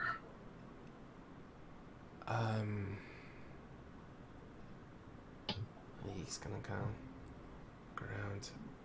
I think it would have been. I think I saw them in Candor proper, actually. When? Do you recall who they were with? Silence. Where? They were And with. when? There was a bunch of girls gathered with them, and I just saw them. They stuck out because of their darker skin. I don't know who was overseeing them. Kurtz will slowly walk towards Solomon, still gripping the axe blade. Those are my children, Solomon. Did you enter them into the priestess program? They were stolen from me by Alundra, by your precious little priestess. And at this point, he's gonna be like totally like backing up against the wall, like whoa, like. Kurtz is still gonna advance. Okay. Where are my children? Give me an intimidation check with advantage.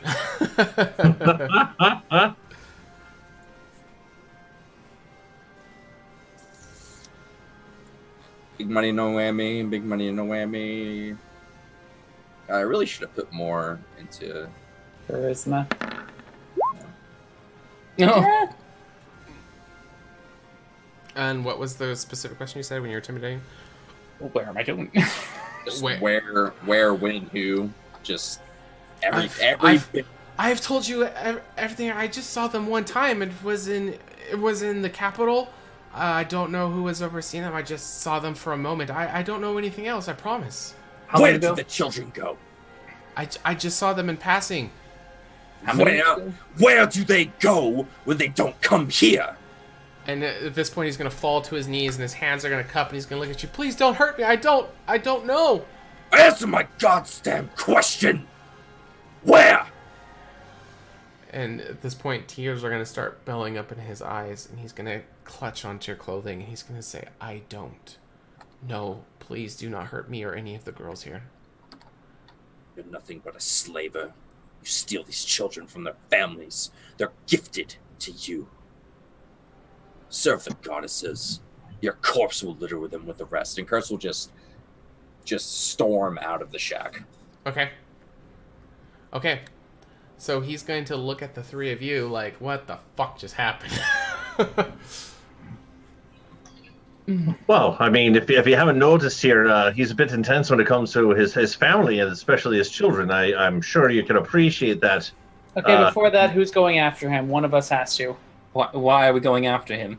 Because one of us has to make sure he doesn't do something even worse than what he just did. Well, he's not going to kill the children. What do you expect him to do? Thank you, Ren. That's out of left field, isn't it? Ergra goes off after Kurtz. Okay. Yeah, what the fuck am I gonna do? Burn something. just light torches and start throwing. Fire and brimstone! Alright, so Finley and Rin, you're going to be in this room, and Solomon's he was on his knees, he's gonna collapse back. Yeah, I'll help him back up to his feet, but like, well, that was fucking intense. Well, hey, you did what you could, Solomon. As you kind of come up to him, you're talking, he's gonna kind of like flinch, like totally. Whoa, hey, partner, hold on now. No axe grinding here. Just helping you up to your feet here and take a seat, take a load off. While I got you here for a moment and got your full attention, real quick, rambly-doo question. You seem to be a knowledgeable man here, and do you need a moment here? Are you all right? And I'll grab for a water skin, see if he wants some water or something. Sure, yeah, he'll start chugging it, and he'll start to calm down. I hope you can appreciate here, Solomon. My friend Kurtz here, has been through a lot, so sometimes his aggressions go out on the nearest, closest prospect here. So, again, I don't think it necessarily meant all his aggression at you. You just seem to be the closest thing, so take it with a grain of salt. He means well. That should have a deception check, because all that aggression was directly... I don't know if he believes me or not. I'm just trying to calm him down, man. Well, he was saying something about his daughters being stolen from him. I spend my whole life around these girls, and I think of them each as somewhat like my daughter, and I can see where he's coming from. And he'll kind of tuck on his tunic, although it's nothing to do with me. I think I can relate and empathize with what he's feeling. But I don't know if you necessarily can empathize with him completely, because you have to understand. But a day or so ago, he thought his children were dead and found out that they're not. And as you can imagine, he's trying to, perhaps find them, and also, maybe, rekindle with his children. So by any means, any knowledge of that is going to be found in his own Kurt Glatskin sort of way. So, It's gonna. yeah, again, now that the situation has kind of dwindled here, just throwing it out there one last time, you saw them in Candoria proper, and that's the long and short of it. You have to understand here, you have one side of Alundra in terms of how you know her, and we have a completely different side in terms of, perhaps taking children for her own priestess's needs. So lots of seesawing going on here. So any kind of information would be certainly helpful here. You said you saw them. How long ago was this? Take your time, take a breather. Maybe about a year ago. Oh, for fuck. Okay. Under my Alright. breath. Okay, a year ago. That's. Give I'm not there, but like that means that they were there in Candoria when we were in Candoria. It would also mean that it'd this have to be was the during same. Tavaria's reign as opposed to Alundra's. That's good to know. So that means that if they were currently in a group of applicants and were sent off accordingly, that would have been under Tavaria's jurisdiction, correct? Tavaria doesn't actually oversee any of the training for the priestesses coming in. She says that's not something that the head priestess should care about, and I think part of the reason is when she took over leading the temple, she kind of just took the opposite stance on everything Tavara did, and Tavara took the opposite stance of everything Alundra was. Bah! Indeed. The curse of the names. And Alundra was a very contrarian. right, and Alundra was very passionate about being involved in that, and so she thought it should be delegated elsewhere. So, I'm not sure how much Tavara would know. Indeed. Though she would, I suppose, inevitably be the one whose shoulders the responsibility would have fallen upon should something like this occur. Misunderstanding, as we might really call it. wish I could help you guys more with this, but I don't know that. I train girls that get brought here. I bring them to Candoria proper to enter into the priestess program once they are old enough, and then I return back to my farm until new girls are brought in. It's a rinse and repeat. I understand. Exactly. So I see a lot of them, and I train them all to the same standards. As far as other girls coming in from other places, I don't commune with other avenues for them to be brought in. I only care about the girls I bring in and try to set them up for success. That's fair enough. No. Though that does mean that the temple must keep at least some record, perhaps, of who is sent where. I would imagine so, because when I bring in my girls into the priestess program, they document and put it into a book. So I would assume they would do that for everybody. Hey, out of game real quick. When did I molest that nun? Was that year 20 or year 1? One. That was year 1. Okay. It's for the washing of the stones. All right. Okay. Just making sure. That's not a euphemism, people, either. Yeah. It was accidental, but it did happen. Yeah. It was not accidental. Yeah, Just throwing that out there. Okay, back in. All right. Well, hey, Solomon, I don't want to hold you up too much longer here, but I actually had some questions of my own, and not maybe too forceful here, but just you seem like a knowledgeable man, and you gave us some great information here about these stones, so appreciate that. Kind of a similar topic, but different direction here. I'm a world-traveled man, and I've heard stories of a couple relics that I don't know. Perhaps you, being an educated, knowledgeable, wisdom man yourself, have you ever heard of kind of these magical orbs, kind of a bluish hue? A couple of them, really. Have you ever heard of anything like that containing magical essence to them? He'll kind of be like, do the thinking face. Nothing really comes to mind. Can you describe them more for him? But he's gonna be seeming like he doesn't know anything that you're talking about. Hey, Rin, I'm not really capable of doing this quite yet, but I know, have a bit of a spell that could at least cast a.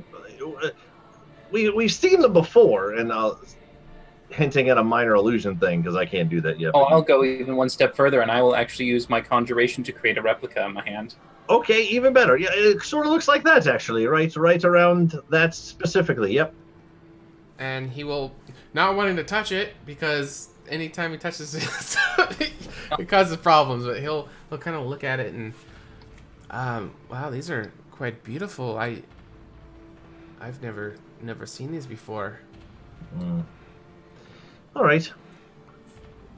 Fuck. All right. Thanks, Red. No, I appreciate it. Perhaps you should mention your other artifacts from the. Well, that was one. Number two here, and I will pick my foot up on the table and show him the ladybug anklet.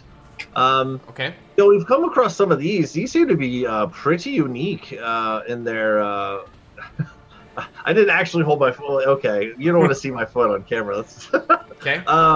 But yeah, these this is a very powerful relic in terms of transformation magic, right? Transdial relics, you mean? Yeah. Oh, you've heard of them? Okay. Please, but any sort of information would be greatly appreciated. He'll be pointing at the kind of like the T logo that's on there. I haven't seen one in a long time. Hannah the cultivator discovered the burial site for digging these up long time ago. I heard that they hired dwarves to excavate the site, and it turned up dozens of these ancient magical relics, and rumors say it's from an old extinct race that lived long ago. The entire cache, though, was eventually stolen and disappeared quite a while ago. Eventually, they resurfaced slowly as they were sold on underground and black markets. John, it's pronounced boreal. Yeah, right. Yeah, I was about to correct him there. Yeah, thank you, Kurtz. Holy shit. Okay. Fuck, ancient race. Jesus, there was a lot that went into that. Hold on. Stolen. A lot of lore this episode, guys. Yeah, fuck. Okay. Wow. Okay. No. That is super helpful there. So you said Hannah the cultivator, but a long time ago. You would perhaps have a sort of numerical suggestion to that, or just a wee long time ago, or. Yeah, as far as date, he's not sure. Yeah, I'm glad this guy is teaching our future priestesses history. When did that happen? A long time ago. Yeah, a long time ago. Yeah, a galaxy far away. Yes, the education is not lacking for these girls at all. I wonder if they can even read, to be honest. Oh, haven't you guessed? Urger can't read because girls aren't allowed to read. Listen, like, women shouldn't be allowed to read. That's a joke. Triggered. They're gonna be triggered. That's a joke. All right. So just a long time ago, is this like a 50 years ago kind of thing, or 100 years ago kind of thing, or even longer than that? Hundreds of years ago. Hundreds. Yeah. Okay, there we go. That'll help me a bit. All right. No, hey, that's great. And so you never seen them before, but you've heard the lore of it, and okay, super helpful. Thank you. Last one. Again, this is kind of the same realm of conversation as my orb topic here, but we heard of these tablets, right? Haven't seen one yet. I mean, have we seen one, Rin? I think I saw one in a window once. Okay, all right. So basically, now I don't know if you want to pop your minor illusion on this one. Basically, they kind of look like this, but supposedly supposed to be like tablets of fate or something here, or they tell a story of Alundra or the goddesses or where they went, or it's very interesting. Again, I've heard of them. Rin's heard of them before. Haven't come across one yet, but do you know anything or heard anything about them at all? Yeah, are you gonna show conjure him, one? like a replica of it, or is it just like it looks like this? Does it have the writing? I actually Right. don't know if I mean, do I recall all the writing, I suppose? I don't know. Do you? I mean, I want to say I do, but I don't know if I'm going to be just like metaing that. It did. Just maybe like how it looked. Remember kind of how it looked therein, and there was some writing on it, Solomon. I mean, it might be hard to really conjure up the exact words of it, but basically the understanding that we have is that we heard, where the goddesses went, or at least a little bit of a story behind it. Seemed kind of interesting. There was a feller in the woods there. What was he? He was a bugbear, I think. Snuffleupagus. He had a one of those common traveling bugbear salesmen. Right. Those guilds of sorts that travel. Do you mind if I do like a history check to see actually? Because Rin would have probably made it. He's like I'm sure Rin would have. Yes. Yeah. So he would have tried and made it as best that he can. Okay, so I found you got one in year 1, Kurtz, right? Is that the only one you have, or I don't remember? 2. What? He has 2. The other one you got in year 2. That's right. Yeah, so okay. I can read them off. Sure. I think I can maybe pull them up. Okay, so what I see is the time of peace is past and lost. World shall fall to blank, oncoming chaos. His power is might blank. Inevitable, stand in his way blank. Succumb to his will before his blank, the purest of blank corrupted. There's a lot of male pronouns for a goddess central world. I mean, I think I'm pretty accurate with the replica with a 21. In terms. I inspired you because we're doing this together. Okay. I mean, do you want me to? All right. Yep. We'll just do it. That's only you two. Okay. I mean, there it is. I need to give some thought. So 25. I have them both up on my screen, but right. I'm trying to pull them up for the viewers. Yeah. But I'm just for accuracy's sake, for the Solomon to know the words precisely. Capital H on his, by the way, and on before, and on chaos. Fuck. That's not good. Isn't it though? That's what I thought when I first read them. I'm like, this probably isn't the best of prophecies.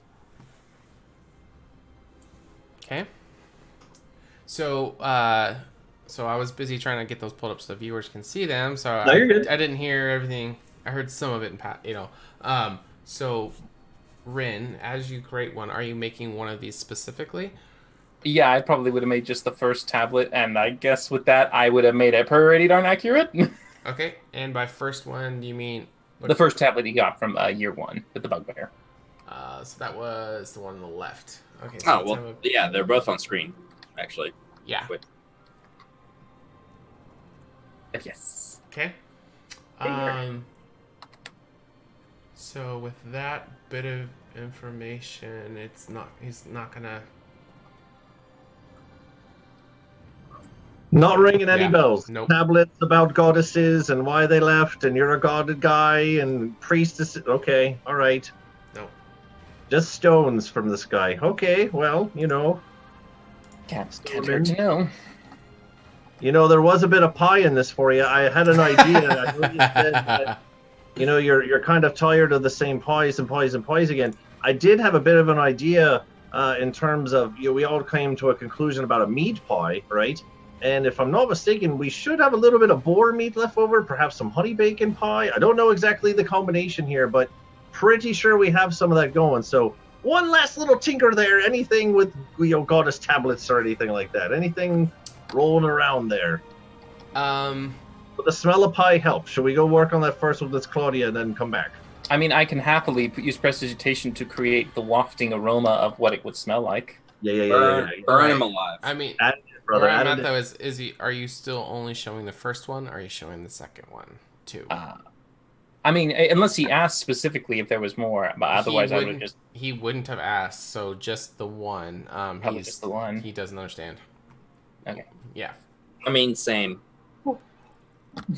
Kurt seemed very hesitant on sharing it at first, so Rin would probably not just go over the top to share. Sure. That's really all we got. So like I said, saw it in the store window kind of thing, and heard some lore about it, and you got some knowledge there. So kind of thought maybe you might have. All right, well, yeah, we got a little bit of info here. Appreciate it on the transcendental relics there. That's good start. But so I would love to hear from you guys how you know Alundra. What are some stories you know? Well, I mean, just starting right off the bat here, from a Kurt's perspective, taking kids to, be forced into a program, probably why he was a little pissed off. I should probably go check on him to make sure your village is still here. That might actually... What the fuck, guys?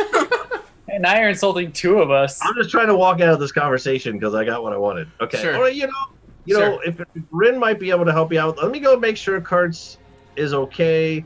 I love how they pawn the keys around your in. Yeah, right. I'm gonna go find Miss Claudia. Okay. All right. So, Kurtz, when you angrily kicked the door open, what was your intentions? Where were you heading?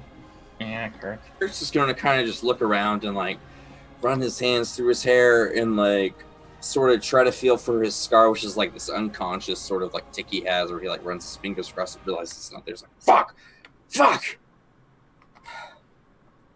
He's gonna find a child. Okay. Yeah, there's several of them running around playing and having fun. Since, the teacher's busy visiting, they can kind of just, not have to study. So Kurtz is gonna go up to them. Okay. And sort of, unshoulder his sword and sit down and just be like, hey, do you guys want to play a game? Yeah, we love games. That's all. Let's go. And they'll introduce themselves. The oldest one will say her name is Evelyn. The next one will say her name is Gina. And then Henrietta, Gail, and Tasha. Wow. Those are all beautiful names. Now, what we have to do is we have to sit in a circle. All right? Oh, boy. Wait. Okay. Should we hold hands? You don't have to. You can if you want to. And all the girls are already holding hands. And Kurtz will hold out his hands as well for them to hold. Okay. All right. And they will, soft little hands will be put in yours. And at this point, tears are going to start streaming from Kurtz's face. And he's not going to do the base, not even going to like mention. He's like, all right, we're going to play a game. So I'm going to whisper a message to the girl on my right, and then she's going to whisper it to you and you and you, and then I'm going to tell you guys how close it is to the real message. That sounds like fun. Yeah, let's play. Yeah? Yeah. All right. And Kurtz is going to start doing that and just play with him. Okay. Like nothing. Kurtz has no other... Sure. No, that's fine. So let's see. In Candoria, it's not Chinese whispers, it's what? Tasha, the smallest girl, she looks kind of ragged. Like the other ones look a little bit more upkept. She's, dirty. It looks like she's been actually rolling in the dirt. She kind of sees the tears while they're playing the game, but when it's not her turn, she'll kind of... The girls kind of stop holding hands and they're whispering that, and laughing and giggling. And, someone said fart, so they're all laughing. But, but she'll kind of get up and she'll go to you and she'll just kind of hug you from behind. And she sees the tears and she whispers in your ear, "It's going to be okay." Kurtz just breaks the fuck down. Okay. Like, hands in his face just... Okay. As quietly as he can, just sobbing his eyes out. All 5 girls are going to surround you, and they're all just doing this big group hug, and they're going to start praying for you, and they're going to start, rubbing your hair, and they're just going to start crying with you. And it's just this beautiful moment of connecting with these total strangers, these little girls who are actually very mature for their age, and they don't know why you're crying, but they're crying with you, and you can almost feel that them crying is almost magically pulling the sorrow from you and kind of going into at what point do Ergra and Finley see this? Ergra's been watching from 40 feet away pretty much the entire time. Okay. Yeah, so I would think Erg would have saw it and probably, did nothing. I think it was a good call. And then at this point, with all the girls, they're all crying with you, I think that's when Finley would have come out. Finley will walk up next to Ergra and, being loud at first, be like, "So Ergra, where did that lady with the where would you be? I'd probably elbow you, but it's way above your head. So then I just put my hand over your mouth. Oh. Okay. I will allow it when I see the situation over there. I'll just stand there with Ergra for a little bit. And as the kind of group starts to peel off you, the oldest one will kneel in front of you, Kurtz, and she'll kind of wipe some of the tears on your face. And she'll look at you and say, "I've never heard from the goddesses personally, but from what I've learned from them, I believe that if I could hear from them and give you a message, it would be to not give up hope." She doesn't even know what the problem is, but that's just what she feels like telling you. Oh, she's been trained to do this. Kirsch just feels like chills run through his body. Okay. He'll force a smile and nod, and Kurtz will attempt to bless her as well. Okay. Walk me through it. What are you trying to do? Kurtz will just sort of hold out the, divinity symbol he has with the healing, cure wounds, whatever. Okay. And Kurtz is, his relationship with the goddesses is very tenuous, but he'll just utter up a quick prayer of Kurtz knows that this heals people, but he just kind of wants it to try and do something more than that at this moment. Okay. What kind of check are you wanting to do? Religion? Sure. It's gonna be like a 1. Oh! 19. All right. As far as physical manifestation, as you pull it out, are you actually channeling, are you using the charge on it while you're doing it? Okay. Yeah. So you don't see any physical manifestation that's different than the traditional magical healing that comes from it. But as your eyes kind of lock with her, as you're doing this, you genuinely feel, and it seems like she's reciprocating the feeling as well, that this is more than just every other time you've done that. You're right, there's this actual connection. Mm-hmm. And then she gives you a big hug and says, I had something along the lines of I had no idea that the goddesses were within you as well. And she'll, as she's hugging you. Kurtz will be silent for a bit and sort of return the hug and just whisper in her ear, "When the time comes, run as far and as fast as you can." When what time comes? You'll know. The goddesses will look after you, child. Should I be worried? No. Is this a message from the goddesses? Yes. And you'll just see the curiosity turn to just straight seriousness, and all the emotions she kind of just puts aside, and she will lean over and she'll say it once more so I don't forget it. When the time comes, run as far and as fast as you can. I promise I will. Good. Kurtz will sort of wipe the tears from his eyes. Okay. And stand up, sort of ruffle her hair, and sort of see that Ergra and Finley are watching him, completely ignore that, and just stand outside the door. Okay. All right. So back to Rin. Was there anything else you were doing with him, or were you just kind of looking for? I feel like I'm just doing the whole courteous thing of saying, yes, I met her for a little bit. She was a lovely, lovely lady. Loved her thoughts, and of course, related quite well with her, as you could tell. Elf and all. And you guys hear billowing from the building next door, "I've got pie!" I feel like that's her only thing that she can cook. And you see Solomon's eyes just roll in the back of his head, but all the girls are like, "Yay!" Just desserts. And she's standing out there with, like, you know, flour and fruit and stuff smeared all over her apron. She's holding 2 steaming pies in her hands. Urga will look down at Finley. I have a few more questions I want to ask Mr. Solomon. Can you just keep an eye on him? Yeah, sure, yeah. And Urga will walk back to the house. Okay. Yeah, I'm dialoguing in my head. Oh, hello, Urga. You're like, oh, hey, Erica, you can take over. Hello, And you're like things can change standing now. out the door. Okay. Go ahead.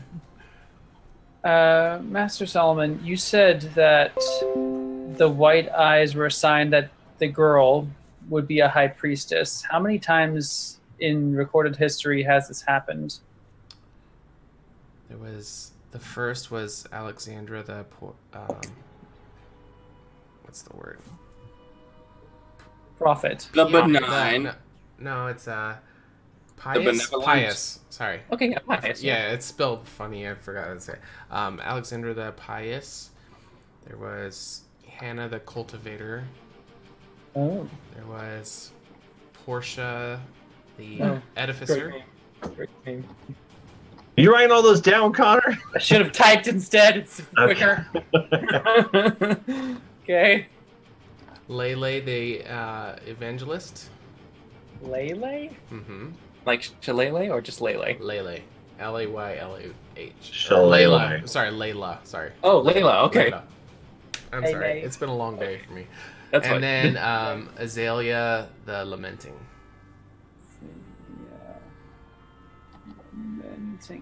And then Alundra, of course. Does Alundra, did she not get a title after a article? Traditionally, the head priestess's title is given by the following priestess. That's another question I was interested in. Is so do these girls with white eyes, is there only one of them at a time, or do their lifetimes overlap? No, they don't overlap, and there's actually a gap in between them. Okay. And were all of these head priestesses, is it known were they foundlings as well, or was their parentage known?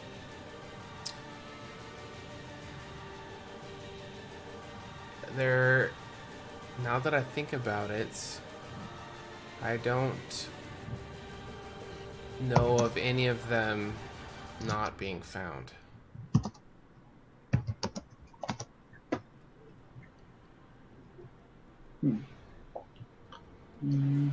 Is something on your mind, Urga, specifically? Just really more curiosity than anything.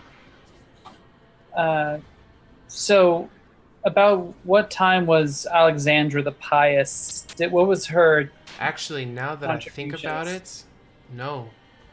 A couple of them did have families. Cross that out. No, that's him. Like, you know, I'm not sure actually, but I think some of them, as far as like the family heritage, that's not like a super established lore thing. But he's like, you know, after second thinking it, I think some of them did have families actually, and were born. I don't know if they had. I don't even know if they were all born with white eyes. Maybe there's somebody in the temple who could answer this better for you. I don't know. Well, then let's try one more question. Alexandria the Pious. She was the first in recorded history. What was she known to have done? She established the original temple, which is the old rundown one now, not the one not in Candoria proper. Yep. She created the tribal spheres, the big ones that are in the areas, the glowing floating ones. Mm-hmm. And she's credited with being the first head priestess and set in motion the ways of the temple, rules of the faith, and moral guidelines for believers. And so, if a high priestess is obviously, if there's a girl without white eyes to take the mantle of high priestess, is it just chosen by the sisters, elected sort of thing? That seems to have happened with Tavaria. Is that commonplace when there's no ideal candidate? I wish I could give you some more answers as far as the eyes. I was more aficionado about the stones and just teaching general information. And as far as the eyes in particular, there might be a subject matter expert that you could find that could answer these questions. You can't give me a name? Nobody comes to mind, but I'm sure somebody would know. Boy, I bet if I have 20 minutes with him, he'll remember a name. He seems sincere about it, like he doesn't know They who. always do. And as far as you crafting the things from the meteorite, was there anything left over after making all of the sister stones? There was the meteor itself, but I think that was discarded long ago. Decades ago.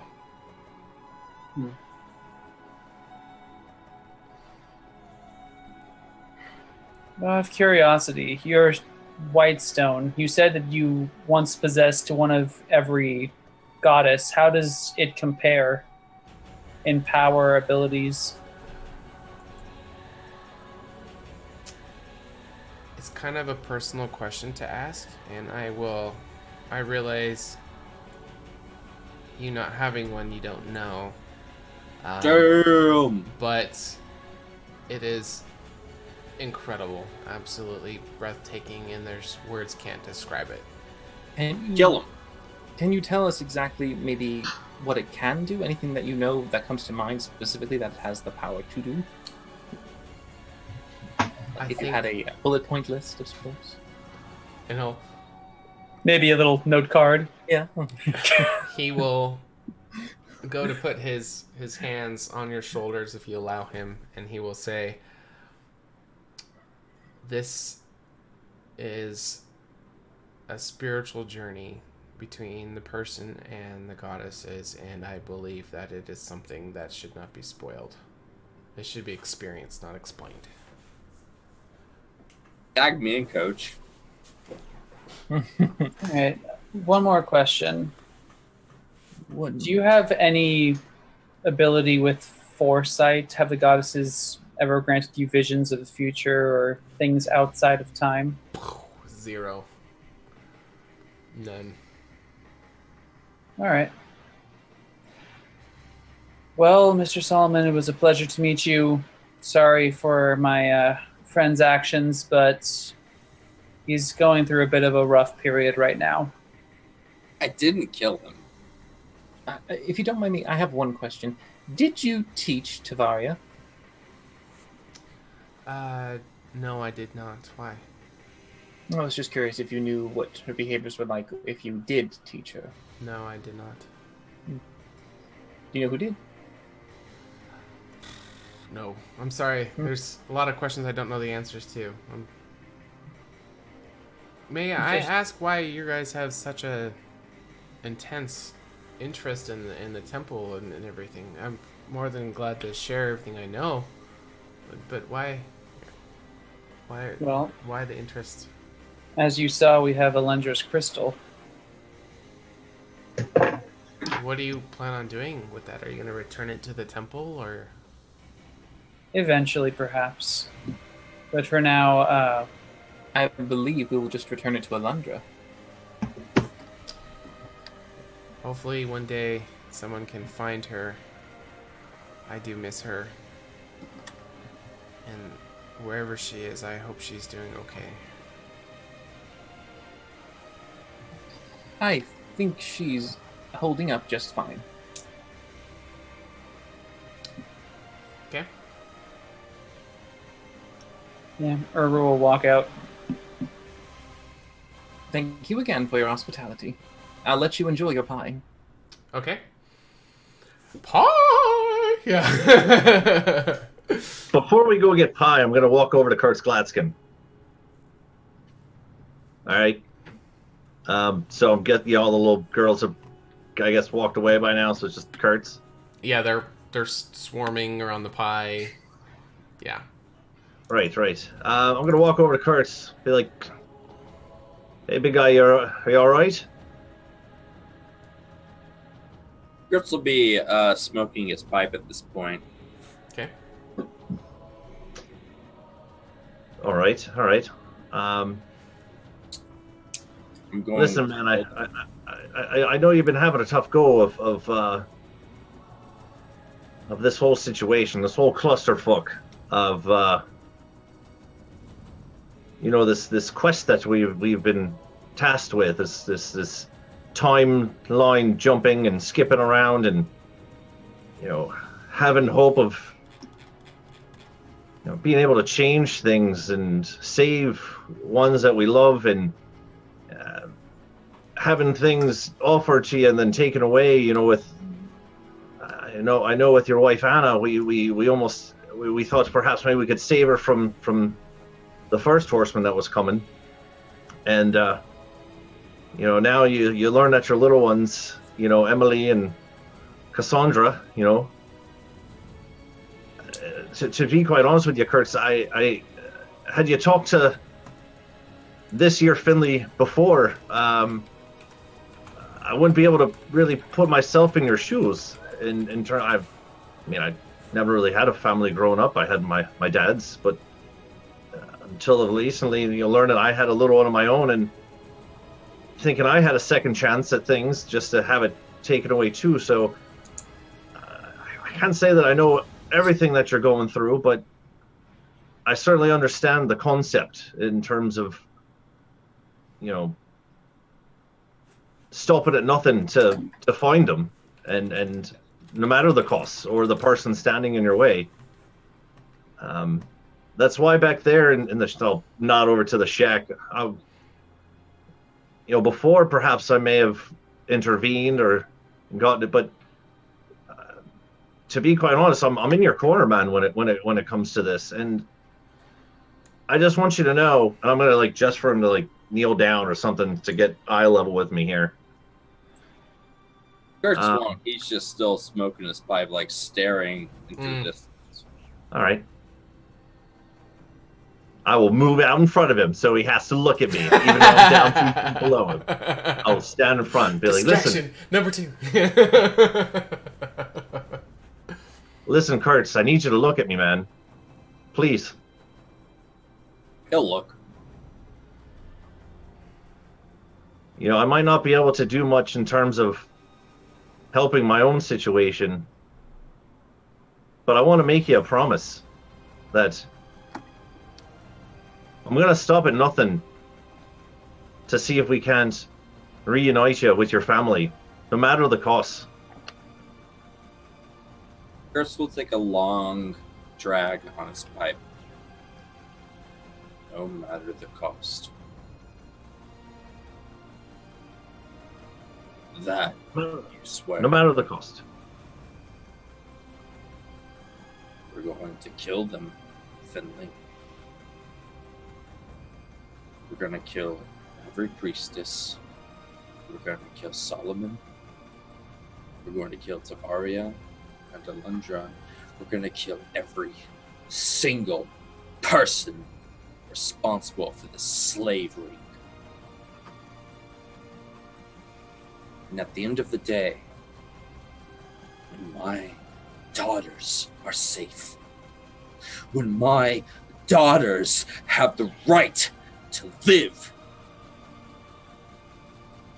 it doesn't matter the tides of blood we will wade through, or the corpses, or the screams. My daughters will be safe and happy.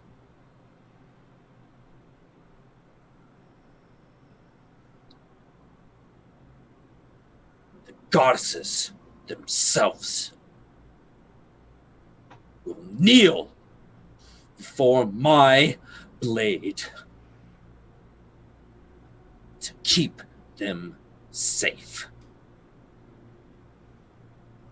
And you swear it, Finley Shenanigans. You swear it. You swear to me. You swear to your child, your wife, everything. That you will stand by me.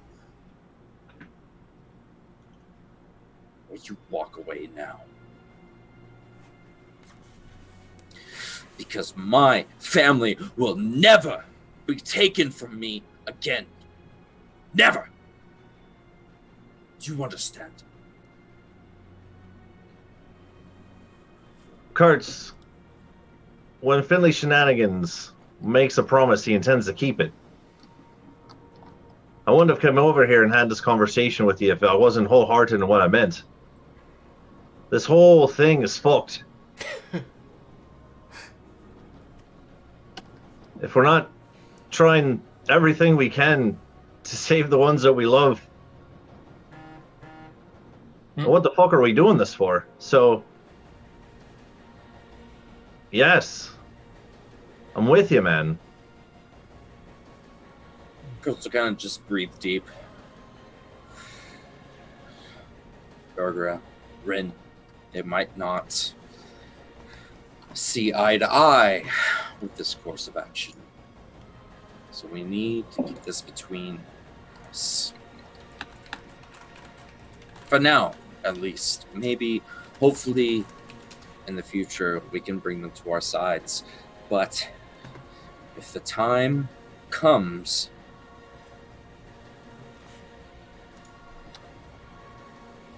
it's our families, Finley. Your daughter, your wife, wife. My daughters, my wife. We look after them and each other. Ergra, Ren, I love them as friends, and I would do anything for them now.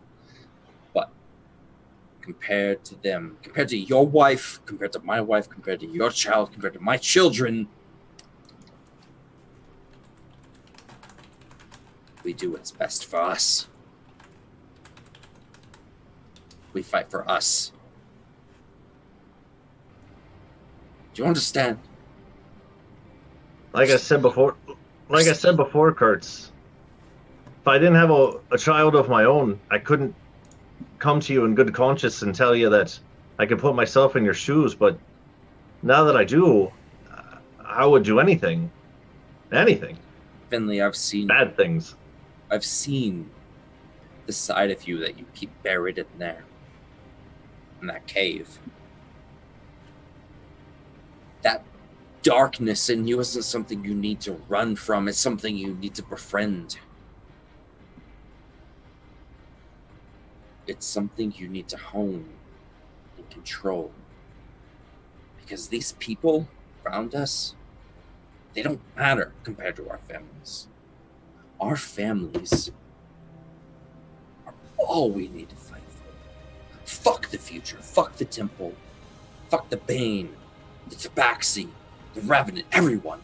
If our families stay safe through this apocalypse, through this conquest, through this war and this pestilence, then we come out on top. And I trust you to be there at my side. And I will die for your family if you will die for mine.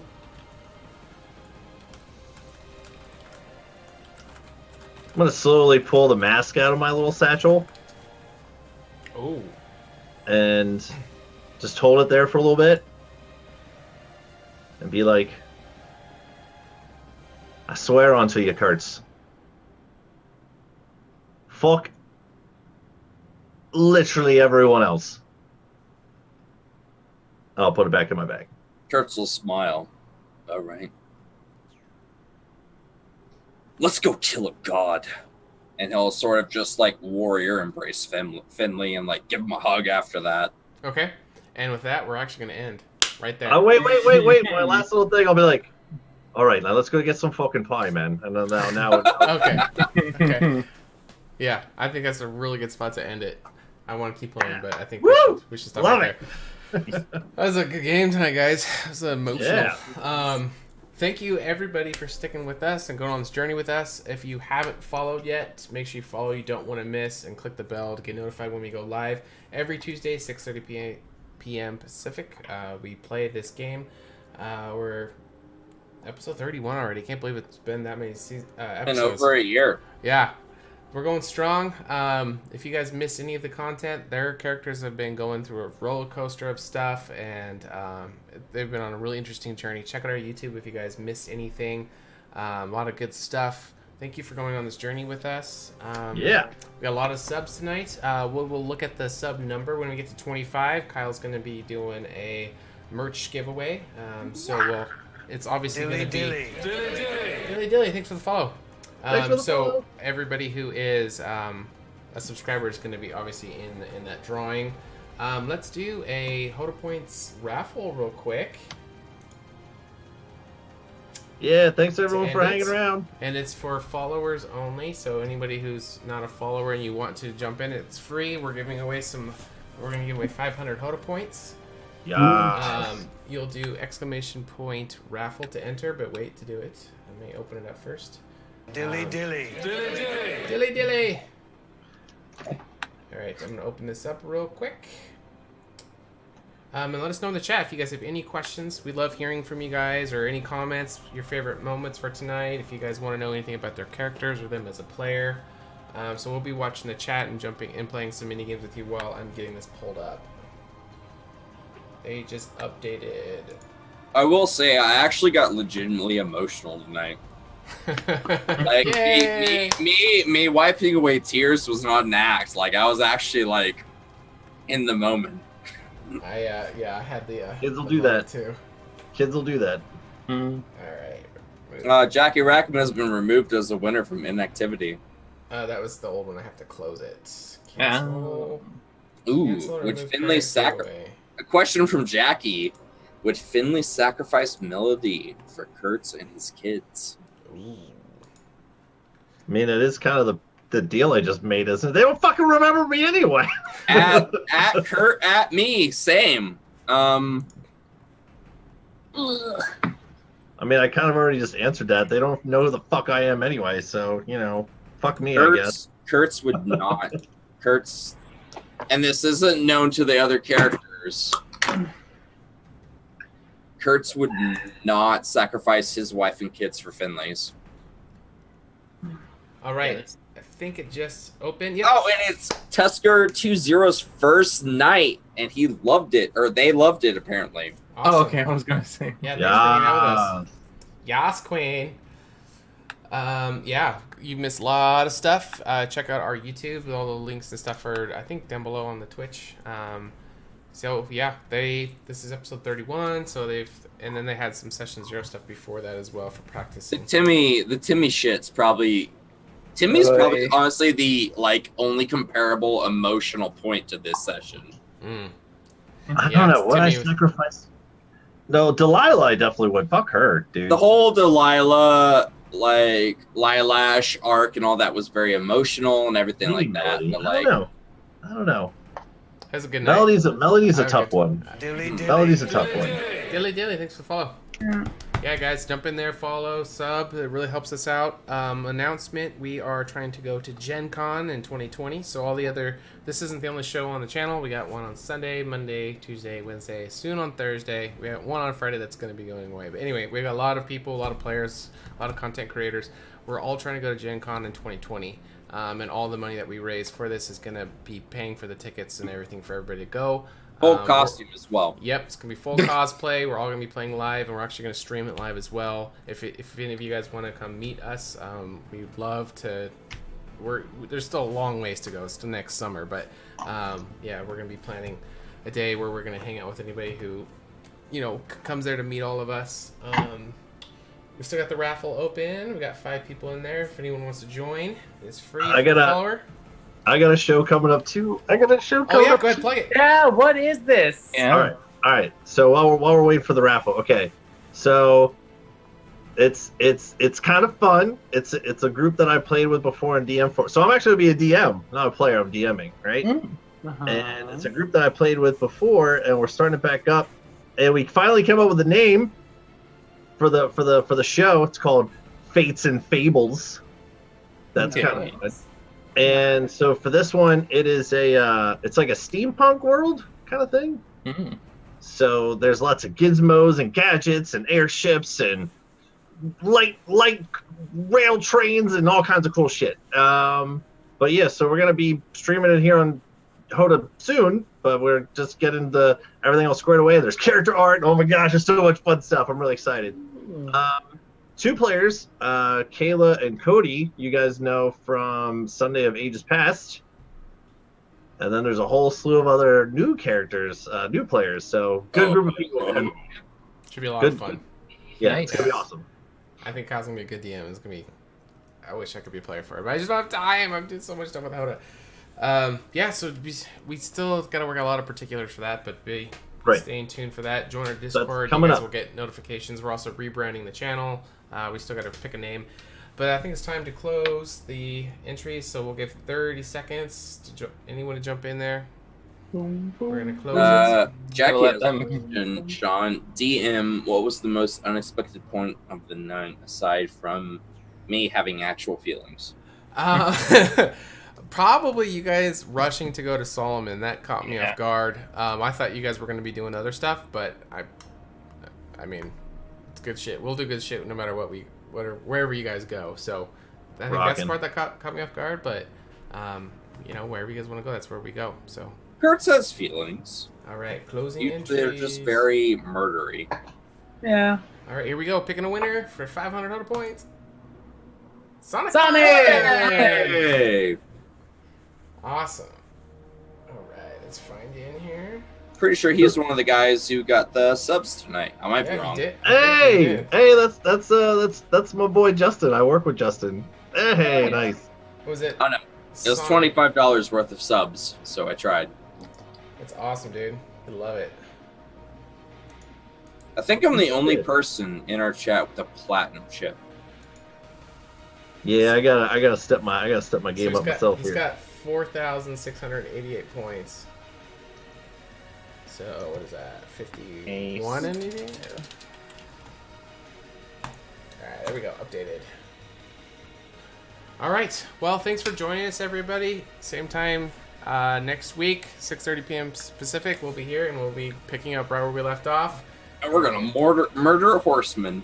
Yeah, boy. Yeah. I think you guys are saying year 5 is where you're heading, right? Yeah. Yeah. All right. All right. We'll see you guys next week. Bye everybody.